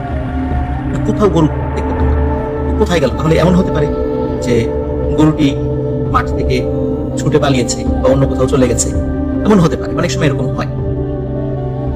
উনি ওই হাতে কুপি নিয়ে বিভিন্ন জায়গায় উনি গরু খোঁজার জন্য চেষ্টা করতেন, আশেপাশে বিভিন্ন জায়গায়, এবং কয়েকটা বাড়ি থেকে লোকজনদেরকে ডেকেও তোলে যে তারা গরুটি দেখেছে কিনা। তখন তারা বলে দেন না, ওনারা গরুটি সন্ধ্যা পর্যন্ত মাঠে দেখেছিলেন, তারপরে ওনারা খেয়াল করেন। কবিরউদ্দিন চিন্তায় পড়ে যায়, যেহেতু ওনার উপার্জনের বড় একটা মাধ্যম ছিলেন এই গরু এবং এই গরুর থেকে প্রাপ্ত দুধ এবং দুধ বিক্রি দর, উনি গরু খোঁজার জন্য হন্যে হয়ে চলতেন। এদিকে ওনার ছেলে কোথায় গরু খুঁজছে এটা উনি মানে বুঝতে পারছেন না, ছেলে আবার কোন দিকে গিয়েছে। তো চিন্তা করেন ছেলে ও তো হয়তো খুঁজে বা যেভাবেই হোক বাড়িতে ফিরে আসবে, তো উনি নিজ দায়িত্বে খুঁজতে উনি একটি জায়গায় চলে আসেন, এই জায়গার নাম হচ্ছে লোকশের। তো আমি কিন্তু এর আগে অনেকবার যে গল্পগুলি শেয়ার করেছিলাম, তো তার মধ্যে বেশ কিছু গল্প কিন্তু রাজবাড়ী জেলার এই লোকশের কেন্দ্রিক ছিল। এটা খুবই হন্টেড একটা জায়গা এবং অনেক ঘটনা এই লোকশের কেন্দ্রিক রয়েছে, আমি আগেও শেয়ার করেছি। আজকের ঘটনাটা অনেকটা সেই কেন্দ্রিক এবং ভবিষ্যতে আরো ইনশাল্লাহ লোকশের কেন্দ্রিক ঘটনা আমি উপহার দিতে পারবো আপনাদের কাছে। উনি লোকশেরের দিকে যেতে লোকশেরের এক সময় মানে রেলের ইঞ্জিন মেরামত, বিভিন্ন বগি মেরামতের জন্য ব্যবহৃত হতো। এখন অবশ্য সেই কাজটি এখন হয় না, কিন্তু রেলের এই বিশাল জায়গা এটি পড়ে আছে। ওখানে উনি যখন মানে মেইন রেল লাইনটা ওখান থেকে পার হয়ে ওই পাশে চলে যান, অপর পাশে চলে যান, সেখানে যাওয়ার পর ওখানে বিশাল একটা মাঠ রয়েছে, বিশাল একটা মাঠ রয়েছে। সেখানে উনি গিয়ে ওনার ওই গরুটি দেখেন, ওই গরুটি ওখানে ঘাস খাচ্ছে। তখন উনি স্বাভাবিকভাবে গরুটির কাছে যাওয়ার চেষ্টা করেন। কিন্তু খেয়াল করেন যে প্রথম দিকে অবশ্য উনি বুঝতে পারেন কারণ গরু পেয়ে গেছেন, এই আনন্দে আসলে বেশ কিছু বিষয় উনি লক্ষ্য করতে পারেন। যখনই গরুটি উনি ধরতে গিয়েছেন দেখেন গরুটি ছুটে অন্যদিকে চলে যাচ্ছে। তখন উনি বারবার গরুটি ধরার চেষ্টা করেন, কিছুতেই গরুটি ধরতে পারছেন না। কিন্তু একটা সময় উনি খেয়াল করেন যে আসলে ওনার যে গরুটি ছিল দেখতে হুবহুই সেটাই এটা, কিন্তু ওনার গরুর থেকে আকারে প্রায় দ্বিগুণ আকৃতি। উনি চিন্তা করেন কি ব্যাপার, আমার গরু এত বড় মানে এত স্বাস্থ্যবান কিভাবে হবে। উনি চিন্তা করেন রাতের বেলা হয়তো আমি চোখে ভুল দেখছি কিনা, এরকম হতে পারে, উনি এই চিন্তা করছেন। তো উনি গরুর পিছনে ছুটতে থাকতেন, কিন্তু গরুকে উনি কিছুতেই ধরতে পারছেন। একটা সময় উনি খেয়াল করলেন যে ওই মাঠের চারদিকে অনেকগুলো ঠিক একই রকমের গরু মাঠের চতুর্দিকে চলে আসছে এবং আস্তে আস্তে এই কবিরউদ্দিনকে ঘিরে ফেলছে এবং তাকে আঘাত করার জন্য, কবিরউদ্দিনকে আঘাত করার জন্য চোখের দিক থেকে এগিয়ে আসছে। তখন কবিরউদ্দিন বুঝতে পারে যে আসলে উনি একটি বিশাল বিপদে পড়ে গেছে, যে এই গরুটি আসলে কোনো স্বাভাবিক গরু, নিশ্চয়ই এটা প্যারানরমাল কিছু। তখন উনি এই মুহূর্তে চতুর্দিকে এরকম মানে বড় বড় আকৃতির গরু, একই রকম চেহারার গরু, উনি এখন কি করবেন? উনি চিন্তা করলেন যে এইবার হয়তো ওনার জীবন শেষ হয়ে যাবে, কিন্তু তার মধ্যে উনি সাহস সঞ্চয় করে উনি জোরে চলে সূরা ইয়াসিন পড়া শুরু করেন। সৌভাগ্যক্রমে সূরা ইয়াসিনটা ওনার মুখস্থ ছিল, জোরে জোরে সূরা ইয়াসিন পড়া শুরু করেন। তো উনি খেয়াল করলেন যে সূরা ইয়াসিন উনি যত জোরে পড়ছেন গরুগুলো তত ওনার থেকে তত বেশি দূরে সরে চলে যাচ্ছে। এই জন্য উনি আরো জোরে পড়া শুরু করেন এবং পড়তে পড়তে উনি যে কাজটি করেন, উনি ওনার বাড়ির দিকে দৌড় এবং জোরে জোরে পড়ছিলেন এবং উনি পেছন দিকে তাকিয়ে দেখতে পারেন যে ওই গরুগুলো ওনার পেছনে দৌড়ে দৌড়ে আসছে, কিন্তু ওনার কাছে আসতে পারছে না। বেশ একটা নির্দিষ্ট দূরত্ব বজায় রেখে তারা আসছে। এরকম উনি দৌড়ে বাড়িতে আসেন। বাড়িতে চলে এসে উনি ওনার স্ত্রীকে সব কিছু খুলে বলেন এবং একটা মজার বিষয় যে বাড়িতে এসে দেখেন ওনার যে গরুটি মানে মাঠে উনি বেঁধে রেখে এসেছিলেন সেটি একাই আবার বাড়িতে চলে আসছে। তো সেটি উনি গোয়ালে মানে বেঁধে রাখেন এবং উনি জিজ্ঞেস করেন ছেলে কোথায়। উনি প্রথমে গরু দেখে মনে করেছিলেন যে ওনার ছেলে হয়তো খুঁজে নিয়ে আসে। তখন স্ত্রী বলেন যে ওনার ছেলেকেও পাওয়া যাচ্ছে, সেও গরু খুঁজতে গিয়ে এখন আসে। তখন কবিরউদ্দিন চিন্তা করেন তাহলে আমার ছেলে আবার বিপদে পড়ে নাই তখন। এই চিন্তা ওনার মনের মধ্যে খুব দোলা দেয়, সন্তানের বিপদ হতে পারে এই চিন্তা করে উনি মাত্র যে ভয়ঙ্কর একটা পরিস্থিতিকে উঠে এসেছেন সেই কথা চিন্তা না করে উনি নিজেই বের হয়ে ওনার ছেলেকে এবার উনি বুঝতে আর স্ত্রীর সাথে আসতে চাইলে উনি নিষেধ করেন যে না তুমি বাড়িতে থাকো। উনি একাই বের হয়ে ওনার ছেলেকে খুঁজছেন এবং চিৎকার করে তাকে ডাকছেন। তো হঠাৎ উনি আবার ওই লোকসের দিকে খেয়াল করেন যে ওই লোকসের দিকে আবার আমার ছেলে যায়নি। লোকসের দিকে উনি সামান্য একটু এগিয়ে দেখেন যে দূরে কোনো একটা ছায়ামূর্তির মতো কেউ হেঁটে হেঁটে লোকসের দিকে যাচ্ছে। তো এই দৃশ্য দেখে উনি যে কাজটি করে সেগুলো ওনার ছেলেকে ডাকতেন, কিন্তু ওনার ছেলে কোনো উত্তর দিচ্ছে না। উনি বুঝতে পারেন এটাই তার ছেলে, কারণ যে পোশাক ওনার ছেলে যে শার্টটা পরে সেটা উনি দূর থেকে আস্তে চাঁদের আলোতে বুঝতে পারছিলেন যে এটি ওনার ছেলে। কিন্তু উনি খেয়াল করছেন ওনার ছেলে কোনো দিকে কোনো ভ্রুক্ষেপ না করে সোজা লোকসের ওই মাঠটার দিকেই যাচ্ছেন যেখানে উনি কিছুক্ষণ আগে ভয়ঙ্কর একটা ঘটনা ওনার সাথে ঘটেছে। উনি দৌড়ে ওনার ছেলের কাছে যাওয়ার চেষ্টা করেন। তো কাছে গিয়ে অনেক কষ্ট করে ওনার ছেলের কাছে যান। অদ্ভুত ব্যাপার, উনি যতই দৌড়ানোর চেষ্টা করছেন ওনার ছেলের কাছে যাওয়ার জন্য ওনার মনে হচ্ছিল না, ওনার মনে হচ্ছিল যে ওনার পাটা চলছে না, ওনার পাটা আটকে যাচ্ছে, জড়তা হয়ে যাচ্ছে। তারপরেও উনি দোয়া কালাম করতে থাকেন এবং দৌড়ানোর চেষ্টা করতে থাকেন এবং একটা সময় গিয়ে ওনার ছেলের কাছে গিয়ে ডাকতেন। তারপরে ওনার ছেলের ওনার ডাক শুনতে পাচ্ছেন। তারপর কাছে গিয়ে যখন ছেলের গায়ে হাত দিয়েছেন তখন তার ছেলের জ্ঞান ফিরে আসে। তখন কবিরউদ্দিন বলে এই তুমি কোথায় যাচ্ছি? তখন ওর ছেলে বলে যে আমি তো নিজেও বুঝতে পারছিলাম না আমি কোথায় যাচ্ছি। আমি একটু গরু খুঁজতে খুঁজতে এই দিকে চলে আসে, অনেক ধরে খুঁজছি আশেপাশের কয়েকটা জায়গায় আমি খুঁজেছি কিন্তু কোথাও পাচ্ছিলাম না। তারপরে মনে করলাম যে লোকসের এইদিকে কি আছে কিনা, কিন্তু এদিকে কিছুক্ষণ আসার পরে কি হয়েছে আমি আমি কোথায় যাচ্ছিলাম কি হয়েছিল কিছু বলতে পারি না। এই যে এখন বাবা তোমাকে দেখছি। তখন ওনার ছেলেকে আবার উনি বাসায় নিয়ে আসেন। বাসায় নিয়ে আসার পর ওনার ছেলের প্রচন্ড জ্বর আসে, স্বাভাবিকভাবে আস্তে আস্তে সুস্থ হয়ে যান। তো এটি ছিল ঘটনা। এরকম ঘটনা লোকসের ক্ষেত্রে মানে অনেক ঘটে থাকে। আবার ইনশাল্লাহ কোনো একটি এপিসোডে আমি কোনো এক সময় লোকসের আরো কোনো রোমহর্ষক কোনো ঘটনা ইনশাল্লাহ আপনাদের সাথে শেয়ার করব। সে পর্যন্ত সবাই ভালো থাকবেন, সুস্থ থাকবেন, স্বাস্থ্যবিধি মেনে চলবেন। প্রিয় লিসেনার্স, আশা করি আমাদের ঘটনা আপনাদের ভালো লেগেছে। ঘটনা ভালো লাগলে লাইক, কমেন্ট ও শেয়ার করে আমাদের সাথে থাকুন। পরবর্তী ঘটনা শোনার আমন্ত্রণ জানিয়ে আজকের মতো